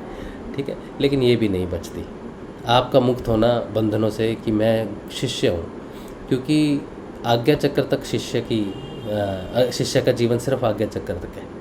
उसके आगे आज तक ऐसा कोई शिष्य प्रकट नहीं हुआ, कोई भक्त ऐसा प्रकट नहीं हुआ जो आज्ञा चक्र से ऊपर गया। कोई भी शिष्य नहीं गया, चाहे वो गुरुदेव रामलाल जी स्यागी क्यों ना हो, शिष्य के रूप में वो आज्ञा चक्र से ऊपर नहीं जा सकता। क्योंकि आज्ञा चक्र से लेकर सहस्रार तक गुरु का साम्राज्य है, वहाँ गुरु और शिष्य दोनों नहीं रह सकते, वहाँ दो चीज़ें नहीं रह सकती। तो आज्ञा चक्र तक शिष्य जाता है, गुरु का ध्यान करता है, गुरु की तस्वीर का ध्यान करता है, और आज्ञा चक्र के बाद उसका रूपांतरण गुरु में होना शुरू हो जाता है। ठीक है, तो अगर गुरुदेव रामलाल जी स्याग आज्ञा चक्र तक हैं, तो आज्ञा चक्र से सहस्रार तक रामलाल जी स्याग नहीं, बल्कि वो गंगाई नाथ जी हैं। तो गुरुदेव कहते हैं ना भाई, दो नहीं है एक ही है। तो वो आज्ञा चक्र से ऊपर की बात कर रहे हैं, क्योंकि वहाँ पर गुरुदेव शिष्य नहीं रहते, वो गंगाई नाथ जी में परिवर्तित हो जाते हैं। और अगर गंगाई नाथ जी कहें कि भाई मैं हूँ आज्ञा चक्र से लेकर सहस्रार तक, तो वो भी सही नहीं है, क्योंकि आज्ञा चक्र से सहस्त्रार तक गंगाईनाथ जी नहीं है, भवनाथ जी हैं। अगर भवनाथ जी कहें कि भाई मैं हूँ आज्ञा चक्र से सहस्त्रार तक, तो ये भी सही नहीं है, क्योंकि फिर वो नहीं है, वो वहाँ पर कौन है, वो उतने गुरु हैं, वो जो उनके गुरु थे वो हैं। इसी तरह से करते करते गोरखनाथ जी तक पहुँच जाइए। गोरखनाथ जी कहें आज्ञा चक्कर से लेकर सहस्त्रार तक मैं गुरु हूँ, तो ये भी गलत है, वो नहीं है। आज्ञा चक्कर से आगे मच्छिंद्रनाथ है, तो मच्छिंद्रनाथ जी कहें कि मैं हूँ आज्ञा चक्कर से लेकर सहस्त्रार तक, तो वो भी सही नहीं है। क्यों? क्योंकि फिर आदि गुरु है। आदि गुरु कौन है? शिव है। तो आज्ञा चक्कर से सहस्त्रार तक कौन हुआ? शिव हुआ। ठीक है, जो आदि गुरु है। तो आज्ञा चक्कर से ऊपर का जो परिवर्तन है वो शिष्य का नहीं है, इसीलिए कहते हैं कि दो नहीं है। हम कहेंगे गंगाईनाथ जी हैं, वो शिव अवतारी हैं, गुरुदेव हैं, कृष्ण अवतारी है, तो अवतारों में हम आ जाते हैं फिर उसके बाद। लेकिन एक्चुअली में अगर प्रेजेंस को देखा जाए तो कोई भी शिष्य आज तक आज्ञा चक्कर से ऊपर नहीं गया, गुरु ही जा सकता है। इसलिए शिष्य को ख़त्म होना पड़ता है, शिष्य को मिट जाना पड़ता है, शिष्य का नाम मिट जाता है, उसके बाद सिर्फ गुरु ही बचता है आज्ञा चक्र के बाद। और गुरु भी वही बचता है जो आदि गुरु हो। तो आपका रूपांतरण किस में होना है? जिस मंत्र को आप जप रहे हो ना, उसी में मंत्र में आपका रूपांतरण होने का अर्थ ये है कि आप जो भी हो, जैसे भी हो, आप मूल स्वरूप में परिवर्तित हो जाओगे। गुरुदेव ने एक बार कहा था इसमें सेशन में कि मैं बोल रहा था, डायरेक्टर ने वीडियो रोक दिया, रील रोक दी। तो गुरुदेव ने कहा मनुष्य ही ईश्वर है, तो उसने रील रोक दी, भाई क्या बोल रहे हो? तो गुरुदेव बोले फिल्मा ले, ठीक है, आप ईश्वर ही हो, इसका ज्ञान नहीं है आपको। तो यहीं ये बात समाप्त होती है आके कि आज्ञा चक्कर तक भौतिक संसार है या सारी चीज़ें हैं, कोई गुरु है, कोई शिष्य है, कोई अच्छा है, कोई बुरा है, कोई तामसिक है, कोई राजसिक है, कोई सात्विक है, ये सारी चीज़ें चलती रहती हैं। इसमें कोई बहुत बड़ा कुछ टिप्पणी लायक नहीं है। किसी ने गलत किया, किसी ने सही किया, किसी ने ये किया, किसी ने वो किया, कोई मायने नहीं रखती। सारा का सारा कीचड़ ही है। आज्ञा चक्कर से नीचे सब लोग डूबे हुए हैं, कोई निर्लिप्त नहीं है। आज्ञा चक्कर से ऊपर वो झाड़ सब सूखना शुरू हो जाता है। वो सारा मिट्टी, क्लेश, दुनिया का कौन शिष्य है, कौन गुरु है, सब नीचे ही। सिर्फ आज्ञा चक्कर पर उस परम पिता में परिवर्तन होना शुरू हो जाता है। क्योंकि कहते हैं ना, एक है, दो नहीं है, ईश्वर एक ही है, ईश्वर, अल्लाह, जीसस, ये सारे एक ही हैं। वो आज्ञा चक्कर के ऊपर की बात कहते हैं, क्योंकि सबको वापस उस परम गुरु, उस सदगुरु, उस परमात्मा, उस निर्गुण निराकार में ही एक होना है। अगर दो होते आज्ञा चक्कर से ऊपर, बड़ा झगड़ा हो जाता है, बड़ा झगड़ा हो जाता है। इसलिए झगड़ा कहाँ तक है? आज्ञा चक्कर तक है बस। और जो झगड़ा कर रहा है या झगड़े का कारण है, तो आप उसकी स्थिति ये समझो कि वो आज्ञा चक्कर से नीचे है। तो वो आपको ना तो कुछ गाइड कर सकता है, ना आप में कोई परिवर्तन कर सकता है। जो खुद ही माया में लिप्त हो, तो वो आपको मार्गदर्शन कैसे करेगा? तो मार्गदर्शन तो वही कर सकता है जो आज्ञा चक्कर से ऊपर की स्थिति में हो, और वो सिर्फ और सिर्फ गुरु होता है, कोई भी शिष्य नहीं होता, कोई भी शिष्य नहीं होता। इसीलिए आप जब गुरुदेव की तस्वीर का ध्यान करते हो, मुझे गंगाईनाथ जी दिख गए, या फिर कोई कहता लो जी आपकी श्रद्धा गुरुदेव में नहीं। ये भी मैंने सुना कि गुरुदेव की जगह गंगाईनाथ जी दिख गए तो श्रद्धा गुरुदेव में नहीं है। ये भी गलत बात है, क्योंकि वो दोनों एक ही आज्ञा चक्कर से होते। तो आपको गुरु के दर्शन हो रहे हैं, शिव के रूप में हो सकते हैं, कृष्ण के रूप में हो सकते हैं, भवनाथ जी के रूप में हो सकते हैं, गोरखनाथ जी के रूप में हो सकते हैं, मच्छिंद्रनाथ जी के रूप में हो सकते हैं, बाबा गंगाईनाथ जी के रूप में हो सकते हैं, प्यारे गुरुदेव के रूप में हो सकते हैं। तो सारे अलग अलग रूप आपको दिख सकते हैं आपके अनुसार। आप किस गुरु को ध्याते हैं? अब आप ध्या रहे हो गुरुदेव को, रामलाल जी से, आपको अभी पता चले कोई और गुरु है जिनके बारे में आपने कभी नाम ही नहीं सुना, उनको देख लिया आपने, तो आपको कैसे पता चलेगा? तो आपको जो यात्रा करवा रहा है, जिस गुरु के माध्यम से आप जा रहे हो, उसके दर्शन हो जाते हैं। जिसको आप जानते हो उसके दर्शन हो जाते हैं, ठीक है। लेकिन जो रहस्य है कि सब एक ही है, दो है नहीं, तो वो आज्ञा चक्कर से ऊपर की कहानी है। और गुरुदेव आज्ञा चक्कर से ऊपर की बात करते हैं, कहते हैं कि मैं आपको रोग मुक्त करने नहीं आया। सिद्ध योग का उद्देश्य आपको रोग मुक्त करना नहीं है, बल्कि जीवन मुक्त करना है। तो सिद्ध योग का मुख्य उद्देश्य है कि हमें अपने परिवर्तन को ध्यान में देना है। हम आत्मा रूप में स्थित हो, सबके शरीर में प्रॉब्लम रहती है, ठीक है, सारे कुछ ना कुछ बीमारी से ग्रस्त रहते हैं, कोई मानसिक प्रॉब्लम से ग्रस्त है। ये दुनिया या आज्ञा चक्कर से नीचे प्रॉब्लम्स हैं, सभी को अलग अलग है, ठीक है। तो उनकी अलग अलग समस्याओं का समाधान, हजारों समस्याओं का समाधान हजारों अलग अलग चीज़ों से हो जाता है। तो ही तो भौतिकता चलती है। मेडिसिन्स हैं, हॉस्पिटल्स हैं, और मनोचिकित्सक हैं, बहुत सारे हैं जो अलग अलग बीमारियों को अलग अलग तरीके से ठीक करते हैं। अब देखो, आयुर्वेदिक है, होम्योपैथी है, एक्यूपेंचर है, एक्यूप्रेशर है, पता नहीं और क्या क्या है, बहुत सारे क्योर्स हैं। लेकिन एक बीमारी को ठीक करने के लिए हमारे पास 10 क्योर्स हैं। लेकिन सिद्ध योग आपकी अलग अलग बीमारियों को ठीक करने के लिए नहीं है। सिद्ध योग आपका रूपांतरण करता है, आज्ञा चक्र से ऊपर खींचता है आपको, और जो उस खींच में बाधा बनता है, जो रोकता है, वो आपका बंधन है। वो कोई भी हो सकता है, शारीरिक हो सकता है, मानसिक हो सकता है, आध्यात्मिक हो सकता है। तो उस बंधन को तोड़ेगा वो, जो आपके रास्ते में आएगा, आज्ञा चक्कर से ऊपर जाने के रास्ते में आएगा, उस बंधन को जो खींचेगा नीचे, उसको तोड़ना ही सिद्ध योग का कार्य है, मुख्य कार्य है। सारे बंधन तो बहुत सारे हैं, कुछ तो अपने आप ही टूट जाते हैं, लेकिन जो रोक लेगा वो ठीक होना शुरू हो जाएगा। तो ये जो सिद्ध योग है, ये आप आध्यात्मिक उन्नति के लिए कीजिए, भौतिक समस्याओं से समाधान के लिए आप अपना समय नष्ट मत करो। हालांकि वो अपने आप सब कुछ ठीक होता है, लेकिन अपना केंद्र, अपना लक्ष्य जो है वो मोक्ष को बनाइए, आध्यात्मिकता को बनाइए, आत्मा को बनाइए, भौतिकता को मत बनाइए। ठीक है, क्योंकि लक्ष्य जितना बड़ा होगा ना, उतना आपको सुविधा होगी। और 1 महीने में कुछ हो जाएगा, 1 साल में कुछ हो जाएगा, 3 साल में हो जाएगा, 7 साल में हो जाएगा, 10 साल में हो जाएगा, यह हो जाएगा, उसका कोई टारगेट नहीं होता। हर किसी की अलग अलग यात्रा होती है। अगर हम अपने आसपास देखें, प्रकृति को देखें, तो दिन और रात एक बैलेंस्ड सिचुएशन में होते हैं ना। अगर सुबह हुई 9 बजे और कहते बस यार बहुत हो गया सुबह का आनंद, अब 12 बजे रात कर दो, तो वो तो नहीं होगा। तो कर्म प्रारब्ध भी इंसान के बिल्कुल वैसे ही कार्य करते हैं कि हम चाहें तो आज ही हमें ये हो जाए या ये साधना पूरी हो जाए, ऐसी नहीं है। हाँ, कुछ नियम्स हैं, कुछ प्रकृति के और साधना के कुछ नियम्स होते थे। जैसे 12 साल में कहते थे कि वापस बृहस्पति एक चक्कर लगा के पूरा आ जाता है, सारे ग्रहों को देखता हुआ अपने वापस कुंभ राशि में आता है। और उस दिन क्या मनाते हैं, वो फंक्शन होता है जहाँ पर गंगा है, यमुना है, जहाँ पे सागर मिलन होता है, वहाँ पर हम लोग 12 वर्षों बाद पर्व मनाते हैं, कुंभ का पर्व मनाते हैं। तो कुंभ का अर्थ एक्चुअली क्या है, कुंभ को शरीर के साथ जोड़ दो।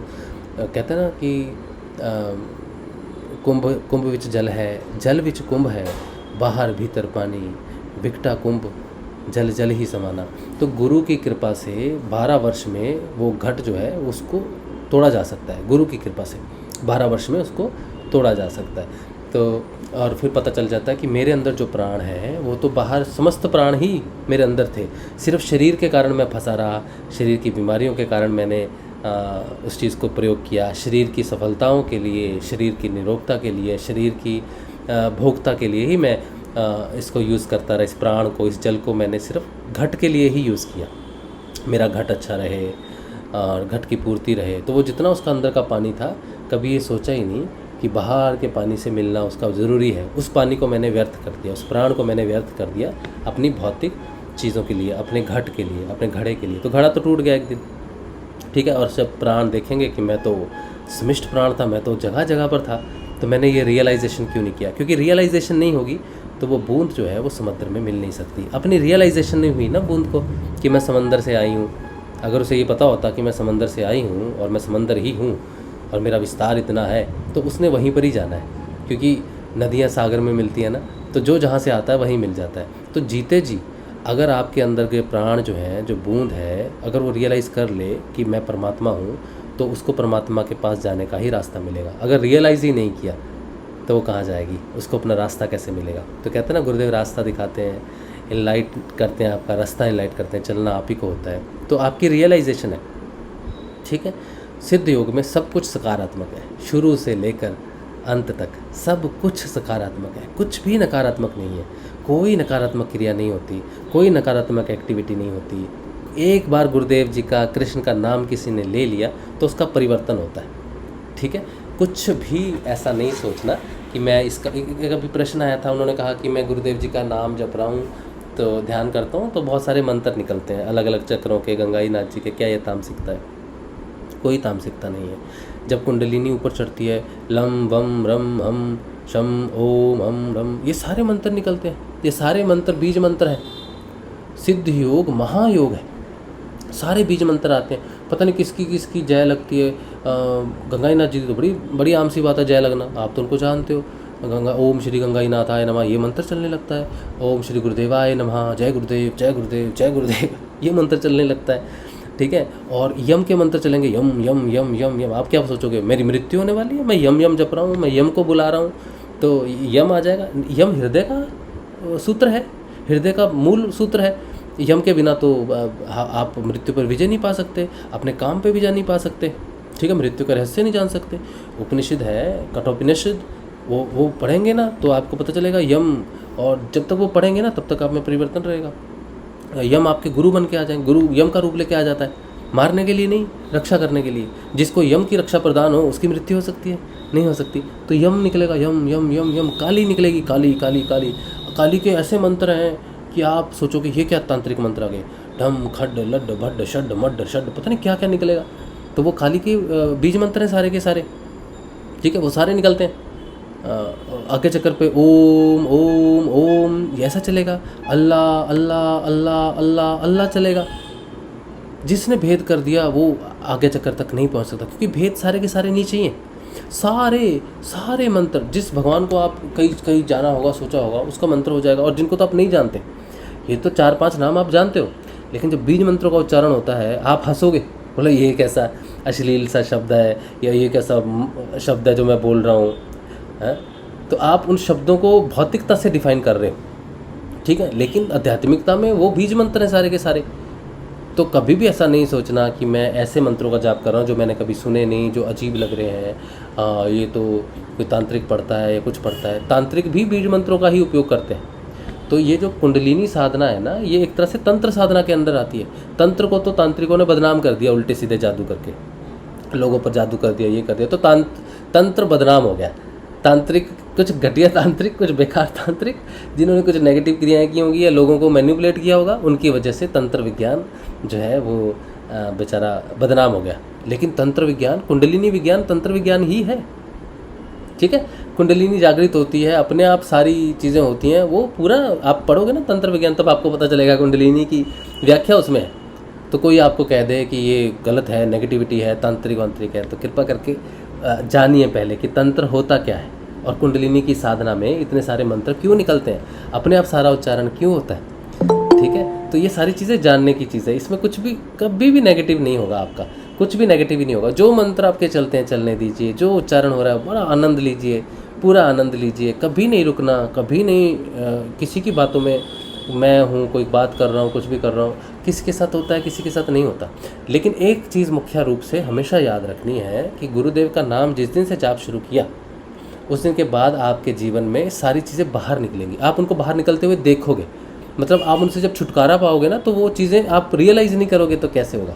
दुख सुख जब आपको छोड़ के जाएगा ना, तो आपके जीवन में घटित होगा, आपको पता चलेगा, ठीक है।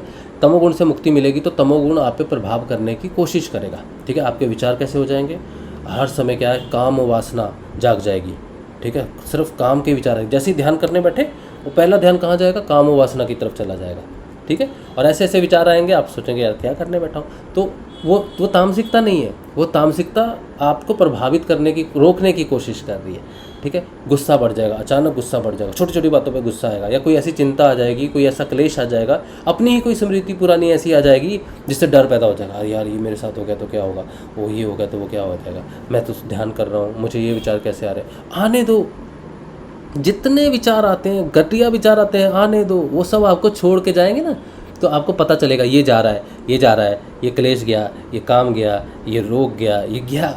अगर आपने देखा ही नहीं तो आपका साक्षात्कार कैसे, आपको कैसे पता चलेगा कि मेरे तामसिक गुणों से मेरी मुक्ति हो रही है, ठीक है। और जब सात्विक गुणों से मुक्ति होगी तब सात्विक गुणों के आएंगे, वो आपको बड़ा आनंद देंगे, आप बड़ा आनंद महसूस करें, वाह वाह गुरुदेव का आज प्रचार किया, क्या आनंद है।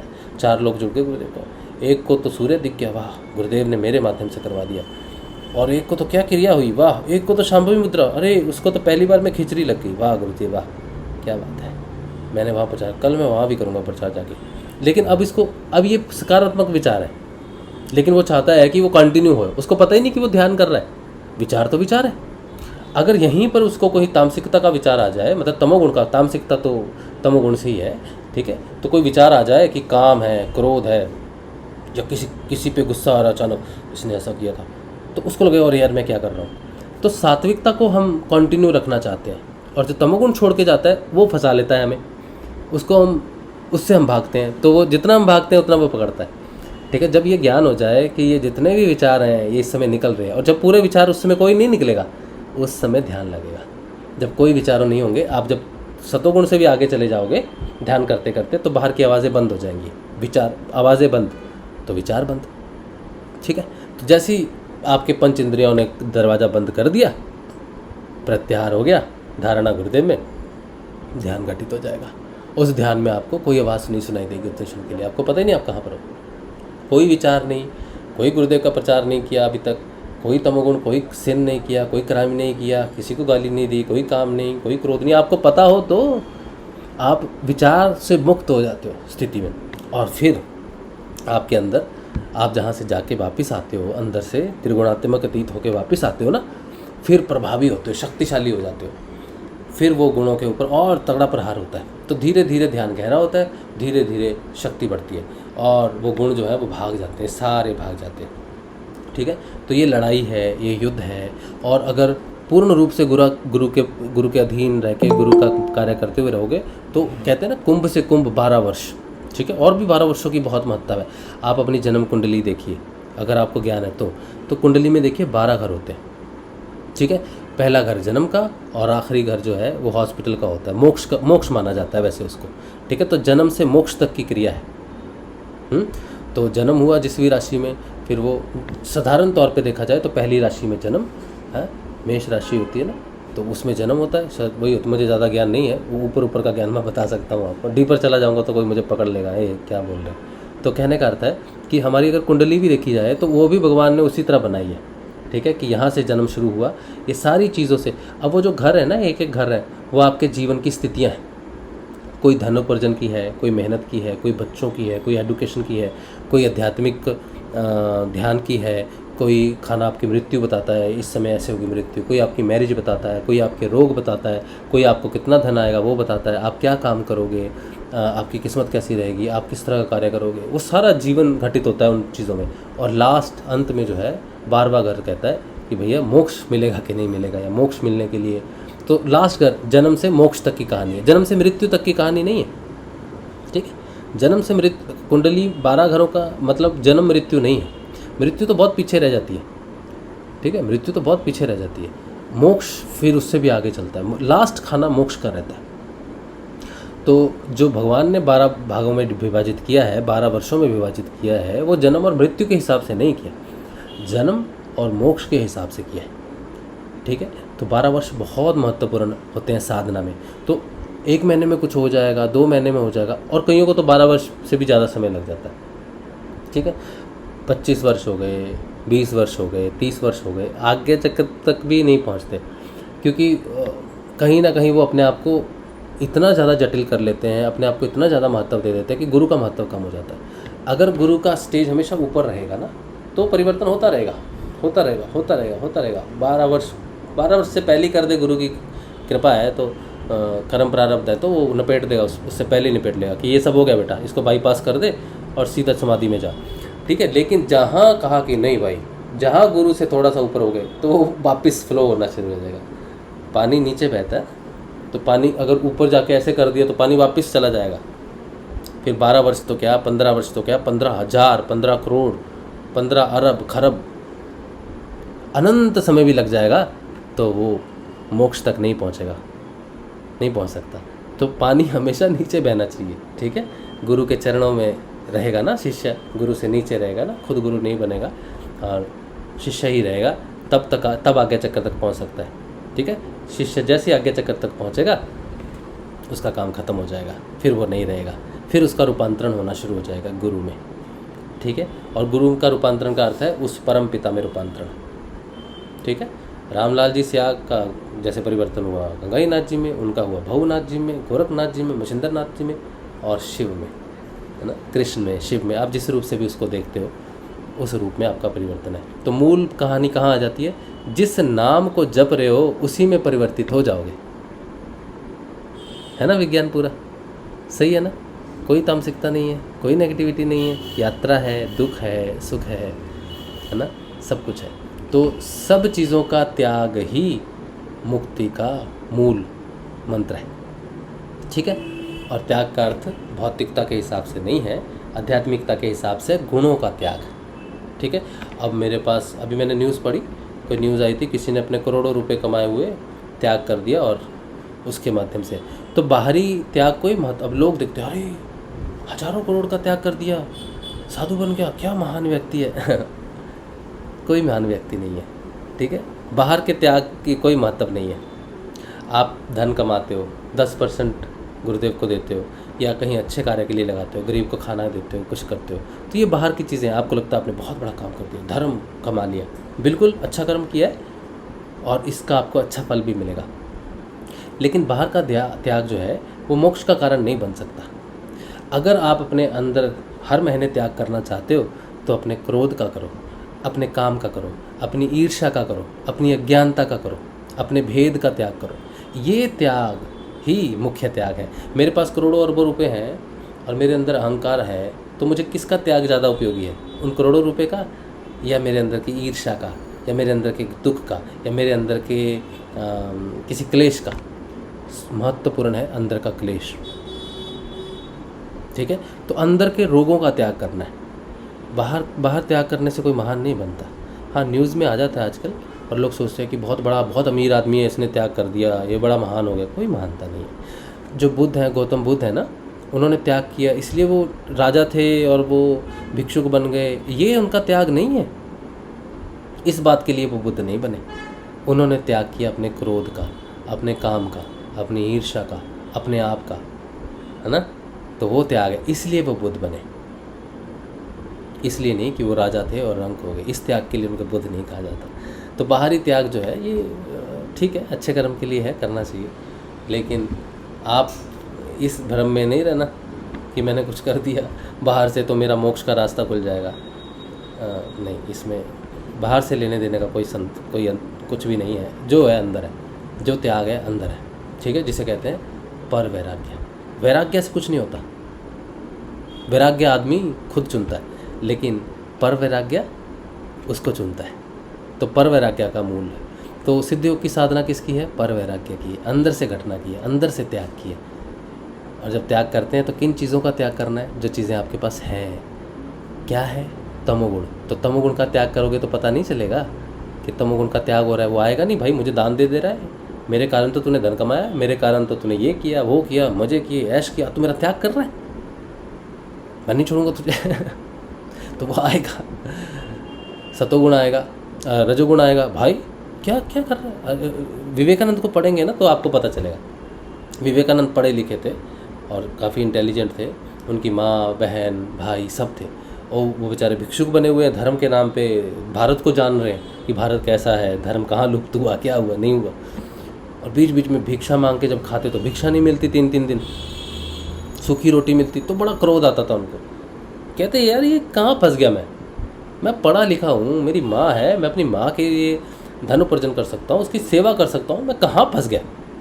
तो उनका रजोगुण उसको बार बार कहता था, तू पढ़ा लिखा है, क्या कर रहा है, कहाँ घूम रहा है, भिक्षा मांग रहा है, शर्म आनी तुझे। तेरे पिताजी वकील, हाँ, तेरी माँ घर पे बैठी है, भूखी बैठी है, तेरी बहन घर पे बैठी है, और तू बेशरम आदमी भीख मांग रहा है पढ़ लिख के।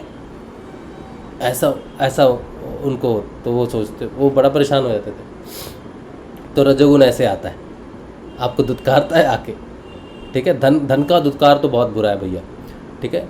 धन की सारी लड़ाई है, तो धन बहुत दुत्कारता है आके, तू पढ़ा लिखा है, तू ये है, तू वो है, तू ये कर रहा, तू वो कर रहा। तो धर्म के लिए त्याग बहुत मुश्किल है। गुरुदेव कहते हैं ना, धन कमाना आसान है, धर्म कमाना आसान नहीं है।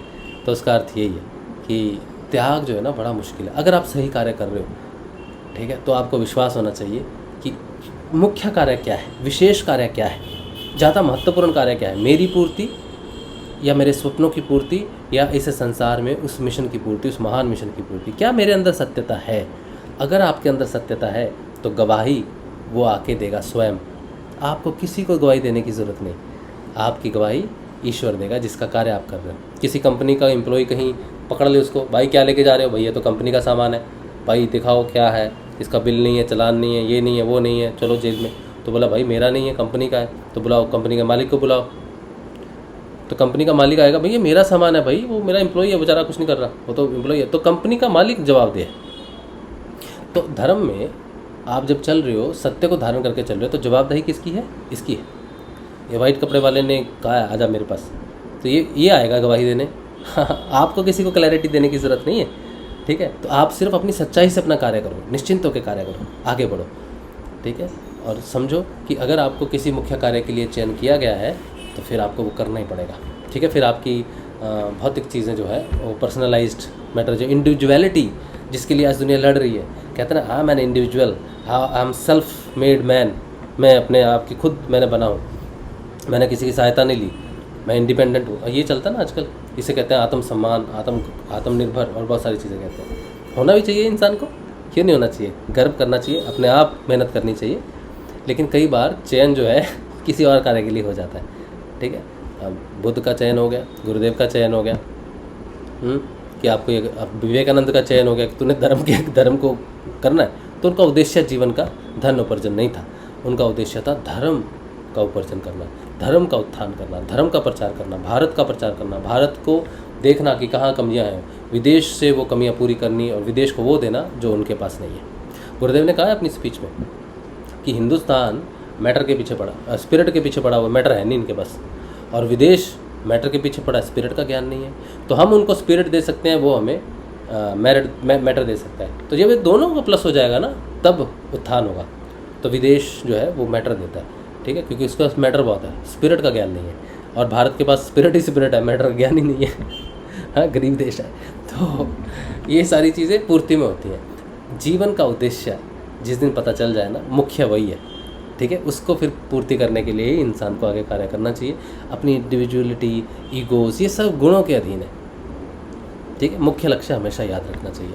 और बड़ा पवित्र है वो जीवन, बड़ा उद्देश्यपूर्ण है वो जीवन, बड़ा महान है वो जीवन जिसको अपने उद्देश्य के बारे में पता चल जाए जीवन में कि मेरा उद्देश्य ये है। और अगर कोई जीवन धर्म के उत्थान के लिए जिसका चयन हुआ हो, उसको तो बार बार नमन है, बार बार प्रणाम है। वो महान जीवन है जो धर्म के उत्थान के लिए कार्य कर रहा है, ठीक है। चलो, ये बातें हैं कुछ, ये बेसिक सिद्ध योग है जिसमें सब कुछ सकारात्मक है, कुछ भी नकारात्मक नहीं है। नकारात्मक कुछ है तो वो गुण है, ठीक है, सारे गुण हैं, उनके अधीन ही सब कार्य चलता है। तो ये रहा आज का सेशन, 8 बज गए। तो अगर आपका कोई प्रश्न हो, प्रश्न एक है, 1 मिनट, हाँ, प्रश्न अगर हो तो आप ले सकते हो। उससे पहले जो है मुझे आप प्रश्न पढ़ लेने दो। आप अपना प्रश्न रखो, मैं पहले देख लूँ कि गूगल मीट पे आज क्या चल रहा है, यूट्यूब पे क्या चल रहा है। सब लोग जय श्री गुरुदेव कह रहे हैं और बहुत अच्छी बात है। आप सबको जय श्री गुरुदेव, जय श्री गुरु माँ। सबकी देखो मैटर बहुत सारे हैं डिस्कस करने के लिए। तो गुरुदेव, दादा गुरुदेव, गुरु माँ, सबके चरणों में नमन है, वंदना है कि वो हमें शक्ति दे कि हम आगे बढ़ें। सूरज भाई कह रहे हैं कि आज शंकराचार्य जी की जयंती है, आप सभी को शुभकामनाएं। वाह, क्या बात है। शंकराचार्य जी की जयंती है आज। तो अद्वैतवाद का उन्होंने सिद्ध किया, अद्वैतवाद को प्रूव किया है शंकराचार्य जी ने कि अद्वैतवाद क्या है। और वेदों का उत्थान किया था, वेदों को संग्रहित किया था, लाइन अप किया था। तो अद्वैतवाद के उत्थान के लिए शंकराचार्य जी का बड़ा महान योगदान है, स्वयं शिव। अच्छा, ये कह रहे हैं, दिनेश कह रहे हैं कि जय Shri Gurudev, I got answers of my questions, thank you so much. हमारे सारे प्रश्न जो हैं वो गुरुदेव से जुड़ने से ही मिलते हैं हमें। तो गुरुदेव किस माध्यम से बताएंगे आपको? कोई पुस्तक हो सकती है, कोई वीडियो हो सकता है, कोई भी व्यक्ति इस दुनिया में हो सकता है जो आपके प्रश्नों का आंसर दे दे। कोई व्यक्ति विशेष की महानता नहीं है उसमें, महानता गुरु की है कि वो आपके प्रश्नों के उत्तर तक आपको ले गया। अच्छा, सिल्की जुनेजा कह रहे हैं भैया गूगल मीट ग्रुप रेज ज्वाइन कर सकते हैं? हाँ, रोज़ ज्वाइन कर सकते हो, आप ज़रूर ज्वाइन कर सकते हो। आपके पास लिंक है ना, तो आप उसे ज्वाइन कर सकते हो। अगर आपके पास लिंक नहीं है तो मैं आपको लिंक दे देता हूँ, इस लिंक से आप रोज़ ज्वाइन कीजिए। और आपका कोई प्रश्न हो या आप बात करना चाहते हो तो कर सकते हैं, ठीक है। इसको सेव कर लो लिंक को। मनीष मेघवाल कह रहे हैं मेरे मन में क्वेश्चंस होते हैं, उन्हीं क्वेश्चंस का आंसर जानने के लिए मैं यहाँ आता हूँ और बिना क्वेश्चन पूछे आंसर मिल जाते हैं। ये भी गुरु की ही महानता है कि वो आपके हृदय के सारे प्रश्न जानते हैं। अगर यहाँ पे आपके प्रश्नों का हल नहीं होगा मनीष, तो उस दिन आप यहाँ आओगे नहीं। तो ये कि मैंने जैसे कहा कि किसी व्यक्ति विशेष की महानता नहीं होती या विशेषता नहीं होती कि वो आपके प्रश्नों का सवाल दे। जिस तरह से आईना है, आईने की विशेषता प्रकाश को रिफ्लेक्ट करना है, ठीक है, लेकिन उसके पास खुद का कोई प्रकाश नहीं है, वो सूर्य का है। तो सूर्य जिस जगह देखेगा कि कहाँ प्रकाश जाना है, तो आईना अगर वहाँ पर है तो वही आईना यूज़ होना चाहिए, ठीक है। जब सूर्य नहीं तो आईने का प्रकाश मतलब ही नहीं बनता। तो आपके अंदर का जो सोर्स है, प्रकाश का जो सोर्स है, वो गुरुदेव है। तो आपको जहाँ प्रकाश चाहिए वो उसी आईने के माध्यम से हो जाएगा। वो आईना कोई व्यक्ति हो सकता है, कोई पुस्तक हो सकती है, कुछ भी हो सकता है दुनिया में, ठीक है। तो गुरुदेव का हमेशा धन्यवाद करिए। अच्छा चलिए, हो गया बस। जय श्री गुरुदेव। राशि भाई, हाँ जी, जय श्री गुरुदेव। वर्षा एक जी, क्वेश्चन है। हाँ जी। या सो आजकल जैसे मेडिटेशन में मतलब पता नहीं लगता मैं कहाँ पर हूँ, तो ये कौन सी अवस्था है? पता नहीं लगता, देखिए एक तो कि मतलब कुछ नहीं, जैसे अभी जैसे मैं बैठी हूँ 5-1 मिनट मैंने मंत्र करा, फिर मैं नाद में चली जाती हूँ, उसके बाद बैठी रहती हूँ। हाँ। मैं ऐसे नहीं कि मैं लेट गई, बैठी हुई हूँ, और फिर जब आँख खुलती है तो मेरे को कुछ नहीं ध्यान की मैं कहाँ थी, क्या थी। हाँ, तो ये कौन सी अवस्था है? देखिए अवस्था के हिसाब से तो नहीं डिफाइन कर सकते, क्योंकि अवस्थाएं तो हमारी बहुत सारी होती है ध्यान में, ठीक है। अब अगर हम इसे विज्ञान के हिसाब से देखें तो हम अपने डीपर कॉन्शियस में जाते हैं, ठीक है। मैं आपका माइक म्यूट कर दूं? हाँ, मैं कर देती हूँ। हाँ, आपका प्रश्न इतना ही है ना, और तो नहीं है? इतना ही है बस। हाँ, यही है कि मतलब काफी टाइम से ही हो रहा है कि मेरे को जब उठती हूँ तो उसमें टाइम भी लग जाता है। ऐसे नहीं कि कई बार तो 15 मिनट में खुल जाती है, फिर कई बार डीप में भी आई डोंट नो कि डीप में चली जाती है, क्या है। जब उठती हूँ तो मुझे कुछ पता नहीं मैं क्या थी, कहाँ थी। अच्छा, ठीक है। तो ये जो है ना, हम अगर देखें अपने हिसाब से तो हमारी जो जर्नी है ना वो डीपर कॉन्शियस में जाती है, ठीक है। तो हम जब अंदर जाना शुरू करते हैं तो सबसे पहले अन्नमय कोश, फिर है मनोमय कोश। अन्नमय कोश क्या, मनोमय कोश, प्राण, अन्नमय कोश, प्राणमय कोश, मनोमय कोश। तो ये कोशों के हिसाब से हमारी कॉन्शियस है।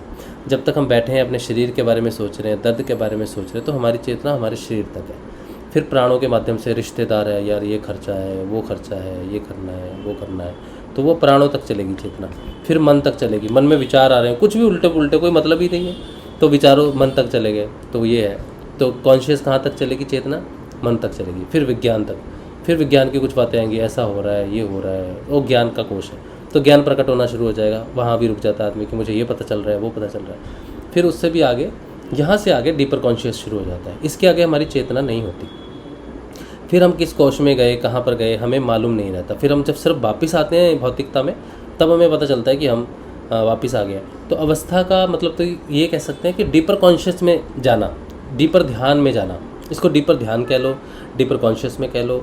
और जैसे जैसे चेतना जितनी नीचे जाएगी, जितनी देर ऐसी अवस्था में रहेगी जहाँ पर आपको ज्ञान नहीं है, इसका मतलब है कि आपकी चेतना विस्तृत हो रही है, उसका विस्तार हो रहा है। वहाँ तक वो नहीं थी, आज वहाँ तक है।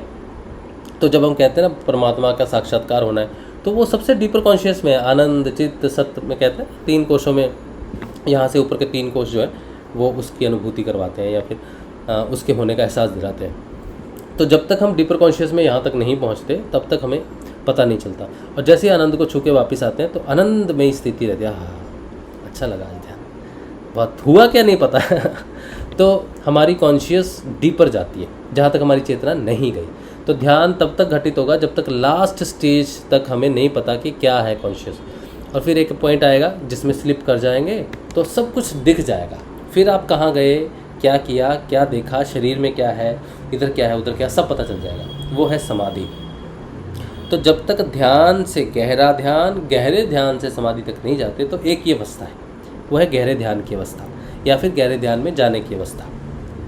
और जैसे ही समाधि में चले गए तब दिखना शुरू हो जाएगा। डीपर कॉन्शियस का रास्ता पूरा कवर हो जाएगा, ठीक है। तब तक नहीं दिखेगा, और दिखेगा उस तरफ जाके। जैसे मैं पहाड़ चढ़ रहा हूँ तो पहाड़ के आधे रास्ते में मुझे नहीं पता चलेगा क्या है। जब मैं चोटी पे पहुँच जाऊँगा ना तब मुझे सब दिखेगा। हाँ भाई, कहाँ से आया, इधर उधर पूरा रास्ता मुझे दिखेगा। तो डीपर कॉन्शियस में ध्यान 15 मिनट से शुरू होकर गहरा होता होता होता होता वो जब तक समाधि में डेवलप नहीं होता तब तक एक ही अवस्था है, एक जर्नी है डीपर कॉन्शियस में। एक पहाड़ पे चढ़ रहे हैं हम लोग, और समाधि में जाके सब कुछ पता चल जाएगा। किस रास्ते से आए थे, कैसे आए थे, कौन सा दिन कैसा घटा था, वो सारा ज्ञान आपको, सारे ध्यान का ज्ञान आपको पता चल जाएगा कि मैं ऐसे ऐसे आया, इस दिन मेरा ध्यान में ये घटित हुआ। तो वो सारा रहस्य खुल जाएगा आपका। तो ये डीपर कॉन्शियस है। बहुत अच्छी बात है कि गहरा ध्यान लग रहा है आपका और आप और गहराई तक जा पा रहे हो और विचारों से मुक्त हैं, टेंशन से मुक्त है। बहुत अच्छी बात है, बहुत अच्छी बात है। Thank you. जय श्री गुरुदेव। चलिए तो जय आज, गुरुदेव। हाँ कविता जी, हाँ जी, जय श्री गुरुदेव। राधे राधे। हाँ, जय श्री गुरुदेव। लड्डू को पूजा करते हैं आपके लड्डू जी। वो बुद्ध बन गया हमारे घर में आके। आपके घर में लड्डू गोपाल होगा, मेरे घर में तो बुद्ध बन गया आके। देखो, अच्छा, हाँ देखो, बुद्ध बन गया। वो खाना खाता है ना, देखो हाँ, ये तो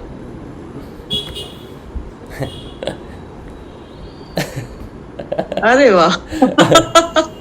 तो ये वो मुकुट सब उतार दिया। मैंने कहा मुकुट नहीं पहनता ये, ठीक है, ये अच्छा। ज्ञान की बातें करता है। ये मेरा आध्यात्मिक पुत्र है ना, तो जब खाना खाता है हाँ। मेरे साथ, ठीक है, तो खाना खाता है तो वो ग्रास जो मैं इसको खिलाता हूँ मैं भी वही खाता हूँ। मतलब हम दोनों एक ही साथ खाते हैं। ऐसा नहीं कि इसको स्पेशल कोई ट्रीटमेंट दिया जा रहा है, पहले इसका भोग लगा फिर मैं खाऊं। मैं क्या, मैं तेरा जूठा खा रहा हूँ, तू मेरा नहीं खा सकता। मुझे आपको पता लग रहा है, पता लगा। हाँ, लड्डू भी लेके घूमती है कभी तो। हाँ, ये अजब बात है। ये अंदर से ही आता है, ये सब कुछ अंदर से ही प्रकट होता है। हाँ। अपने आप से कुछ नहीं हो सकता है। इनकी भक्ति भी अपने आप से नहीं हो सकती है। हाँ। ये आपके अंदर से, आपको प्रेरणा मिली है, अंदर से जागृति आई है, तब आप लेकर आए हो। ये हाँ। अपने आप से नहीं आए। हाँ, अपने आप ये क्या है ना कि मैं इनको मैंने कहा भगवान तो वृंदावन में ही रुक जा, ठीक है, भगवान का हाँ। पूजा अर्चना मुझसे नहीं होगी, तू मेरा बेटा बन के चल। और क्योंकि तू मेरा आध्यात्मिक पुत्र है, इसलिए आध्यात्मिकता की हम बात करेंगे। तो जब मैं खाना खिलाता हूँ तो मुझसे प्रश्न गुरुदेव ने पूछते। भाव डाला है आपके हाँ। अंदर, ये गुरुदेव ने डाला। हाँ, बिल्कुल बिल्कुल उन्होंने नहीं डाला है, ये उन्हीं के कारण ही हुआ है। और ये मैंने, आपने कहा ना, जैसे मैंने 3 महीने पहले मैंने जो कविता लिखी थी उसको शेयर किया था ना कि मुझे अपना गोप बनाओ, मुझे रास कराओ, ठीक है, तो वो फलित हो गई एक्चुअली। मैंने नील मोहन के रूप में गुरुदेव को वंदना किया था कि आप मेरे नील मोहन हो, ठीक है, तो आप नील मोहन हो तो मैं गोपी क्यों नहीं बना, मैं गोप क्यों नहीं बना। तो वो बता दिया कि ये रूप में गोपी का रूप में ये है। और बड़ी विचित्र घटनाएं हैं। वो जब खाना खाता है मेरे साथ तो उसके प्रश्न बंद नहीं होते मन में। मतलब प्रश्न, जैसे आप प्रश्न पूछते हैं ना, वो मेरे मन में प्रश्न होता है। बोलता है पिता बड़ा या गुरु बड़ा, कौन पिता है? मैं बोल रहा मैं पिता हूँ। बोला मैं कौन हूँ? मैं कहा तू भी पिता है। बोला दोनों हम एक साथ पिता कैसे हो सकते हैं? तो वो आध्यात्मिक चर्चा हमारी चलती है, बहुत अच्छी चर्चा करता है वो, बहुत अच्छे प्रश्न होते हैं। जब उसके साथ खाना खाता हूँ मेरे मन में ही उठते हैं प्रश्न, और वो मेरे प्रश्न नहीं है। वो जैसे एक बच्चा छोटा पूछ रहा है मेरे से कि मैं कौन हूँ, तुम कौन हो, अगर मैं भी पिता हूँ तुम भी पिता हूँ तो फिर पुत्र कौन है? तो मैं कहता हूँ हम दोनों पुत्र हैं। तो बोला ये कैसे हो सकता है? तो बहुत सारी इसके साथ डिस्कशन चलती है। और फिर फाइनली पूछता है कि गुरु का क्या काम है। फिर तो देख बेटा, तू और मैं जो है ना वो दोनों को रोज़ गुरुदेव, देखो ये ऐसे मैं इनको नहीं लाया, ये अभी रोज़ गुरुदेव के चरणों में मेरे साथ प्रणाम करता है। मैंने कहा ये गुरु है तेरे भी और मेरे भी, ठीक है। और जो भगवान है अलग अलग नहीं है। हाँ। जैसे लोग तो समझते हैं ना कि लड्डू गोपाल जी ले आए, वो है लाने वाला। ये जो दूसरे लोग देखते हैं उनको समझ में नहीं आएगा कि लाने वाला और आने वाला एक ही है। हाँ, एक ही भाव से चल रहा है, इसीलिए आपकी बातें हो रही हैं। हाँ। कि देखने वाले को लग रहा होगा कि मूर्ति आ गई, लड्डू जी आ गए, हाँ, कि आस्था बढ़ गई। बिल्कुल बिल्कुल सही तो बात है। इन्होंने पता कि एक ही है। हाँ, अंदर ही अंदर दोनों की बातें एक ही है। हाँ, एक ही। सवाल करने वाला भी वही है, जवाब करने वाला, इसका तो जो आनंद लेता ही उसी को ही पता होता है। हाँ, और मैं कहता हूँ यार तुमने ना, पहले मैं खुद खाना खाता था, फटाफट निबेड़ देता था खाना। अब तेरे को गिलास खिलाऊं फिर मैं खाऊं, और एक गिलास मैं अगर पहले खा लेता हूँ तो बोलता कि मेरे को नहीं दिया। मैं कहा बस तेरा पेट भर गया और नहीं मिलेगा तुझे। तो ये बातें करता है, सच में बातें करता है, सच में बातें लड्डू गोपाल की बातें बहुत सच में प्रेम की परिभाषा अगर जाननी है ना तो वो कृष्ण। हाँ, तो मैं तो यही सोची थी, मैंने कहा शिव खुद ही शिव को ले आए हो। लड्डू गोपाल जी, लड्डू जी खुद ही लड्डू जी को ले आए। हाँ, और कोई मैंने ये भी सुना था कि बहुत स्पेशल ट्रीटमेंट मांगता है। कोई स्पेशल ट्रीटमेंट नहीं है उसको, बस आपके हृदय में जैसे भाव वो पैदा करता है, अगर वो आपको स्पेशल लगे तो स्पेशल है, अगर वो आपको अपना बेटे जैसा लगे तो बेटे जैसा है। मतलब आपके भाव जो हैं वो जैसा आप उसको समझते हो ना वैसे ही भाव प्रकट करता है, ठीक है। मेरे घर में उसने मुकुट को त्याग दिया, सबको त्याग दिया। वो बुद्ध बन के गुण की बात करता है मेरे साथ, आत्मा की बात करता है, ज्ञान की बात करता है, ठीक है। तो वो ऐसे ही रहता है। तो मेरे भाव जो है वैसे ही हैं उसको जानने के या इसको जानने के। तो वो मेरे साथ वैसे ही रह रहा है जैसे मेरा आध्यात्मिक पुत्र को रहना चाहिए। तो ये इसकी विशेषता है, जिस भाव से आप लाते हो उसी भाव से ही रह जाता है आपके साथ। नहीं, बहुत अच्छा लगा। हाँ, मुझे भी बहुत अच्छा लग रहा है। और गुरुदेव की सारी बातें सत्य हैं कि जिसका नाम जप रहे हो ना उसमें परिवर्तित हो जाओगे। और बहुत अद्भुत है प्रेम, बहुत अद्भुत चीज़ है, बहुत बढ़िया। नहीं, बहुत अच्छा लगा। मैंने आपकी सारी वीडियोस देखी, उधर भी देखा, चेतन ने भी मुझे शेयर किया था।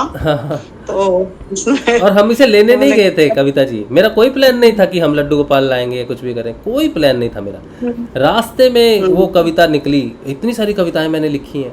एक मुख्य कविता जिसमें मैंने रास की मांग की है, जिसमें मैंने इसके नील मोहन के दर्शन की बात की है, प्रेम की बात की है, मुझे अपनी गोदी में ले, मुझे प्रेम कर, वो सब मैंने जो लिखा वही कविता किसी को सुनाने के लिए निकली जब मैं प्रचार कर रहा था ट्रेन में। तो फिर मुझे एहसास हुआ कि हमारे जाने का ये मकसद है। फिर वहाँ से शुरू हुआ और जब वहाँ पर पहुँचते चिपक गया भूत की तरह। भूत चिपका तो छूट जाएगा, कृष्ण चिपका तो नहीं छूटता। मेरा राष्ट्रीय में एक संदेश है, जो भी सुन रहे हैं, मतलब कोई अगर जो बोलता है तो अपने मन के भाव बोलता है, अपने लिए ही बोलता है एक्चुअली। बाकी वो किसको कैच होती है या किसका मिलता जुलता है वो है। मेरा एक ही मानना रहा है हमेशा से, और सबको यही कहूंगी कि भाई जो आपके मन से भाव आता है उस तरीके से चलना, कभी भी किसी को देख के नहीं, क्योंकि ये चीजें अंदर से प्रकट होती है। हट योग हो जाता है, किसी को देख के ये चीजें करने लग जाओगे या किसी चीज को छोड़ दोगे, किसी चीज को पकड़ लोगे। जब तक किसी का अपना भाव जागृत ना हो तो उस चीज में कभी भी नहीं जाए, कभी भी नहीं जाए, बिल्कुल, क्योंकि उसका फल नहीं मिलेगा। हाँ, सिर्फ वो एक कर्म तो कर रहे हो, वो फिर कर्म कांड हो जाता है, वही कर्म कांड होता है हठ योग वाला। बिल्कुल सही बात। बाकी का ये है, अंदर से जब तक भाव प्रकट नहीं हो, अब आपके प्रकट हुए, आप लेकर आए, तो इस चीज को अब आप समझ सकते हो। जब मैंने किया तो इस चीज को मैं समझ सकती थी। आज मैं लड्डू गोपाल जी की सेवा में नहीं हूँ, नहीं तो मैंने 10 साल से सेवा करी। आज मेरे अंदर मतलब सब चीजें अंदर प्रकट, जो जोत बाहर थी या जो भी कुछ है, मतलब जो भी है, मतलब सब कुछ अंदर से चलता है, बाहर से कुछ भी नहीं है, कुछ भी नहीं है। मैंने तो यही जाना है। वो बस अपने भाव से चलें, जो अंदर से आपके प्रकट हो। अब तो आप चेतन हो, सब लोग चेतन हो चुके हैं, उस रास्ते पे हैं, और जैसी आपकी चेतना आपसे बात करती है उसी भाव को लेकर चले अपने साथ। जय गुरुदेव। जय गुरुदेव। बहुत अच्छी बात है। तो कविता बहन जो है ये बड़े प्रेम में रही हैं कृष्ण के, तो इन्हें पता है। मेरा भी प्रेम बढ़ा है। और बाहर से मैंने तो, मेरे घर में थे गोपाल पहले, और मैंने कभी भी बाहर से उनको भगवान के रूप में कभी एक्सेप्ट नहीं किया, क्योंकि मुझे गुरु की ज़्यादा आवश्यकता थी। लेकिन गुरु की माध्यम से भगवान की ही प्राप्ति होती है, और वही हुआ है मेरे साथ। अब घटनाएं हैं, घटती हैं, यही अध्यात्म है। रिजिड नहीं होना चाहिए अपने आप को, और आपके अंदर जो घटना घट रही है, आपके अंदर जो विचार आ रहा है ना, वही उत्तम है, विचार है, आपके लिए वही सर्वश्रेष्ठ विचार है। और धीरे धीरे गुरुदेव अपने आप, जैसे अभी कविता बहन करी 10 साल तक, और इनका तो देखा है कान्हा के साथ कैसा प्रेम था। तो अगर परिवर्तन आना है, अंदर से जुड़ना है, बाहर से जुड़ना है, कैसे जुड़ना है, क्या करना है, वो सारा गुरुदेव ही डिसाइड करते हैं। बस आपका समर्पण जो है पूर्ण रूप से गुरुदेव पे होना चाहिए, और उसके बाद वो किस डाल का आम खिलाते हैं, किस डाल की लीची खिलाते हैं, कहाँ दाल और कहाँ चावल खिलाते हैं, ये वो डिसाइड करेंगे।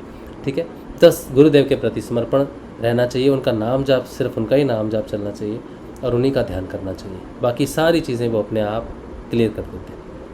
ठीक है, चलिए, तो फिर आज का सेशन यहीं पे रखते हैं, श्री गुरुदेव के प्यारे श्री चरणों में रखते हैं।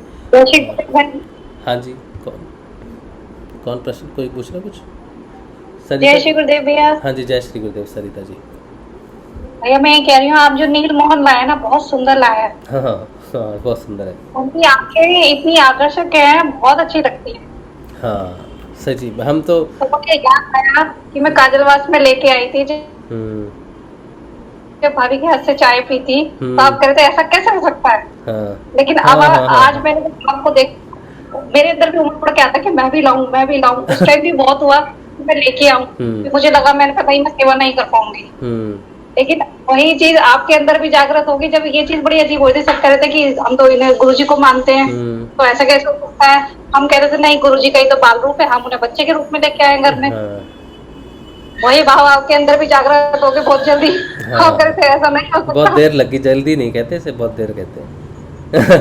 बहुत देर होगी। जगाना था, उन्होंने जगा दिया। हाँ, अंदर से प्रकट हुए। पहले बाहर से मैं करता था, मैं बाहर से जानता था इनको, लेकिन अब जो है, अब ये मेरा, मैं कहता हूँ ना, ये मेरा पुत्र है, ये कान्हा, लड्डू गोपाल, वो सब वृंदावन में है, चाहे तो बिहारी है, बाके बिहारी है, कुछ भी है, तो मेरा पुत्र है, वैसे ही रहेगा जैसे मेरा पुत्र रहता है।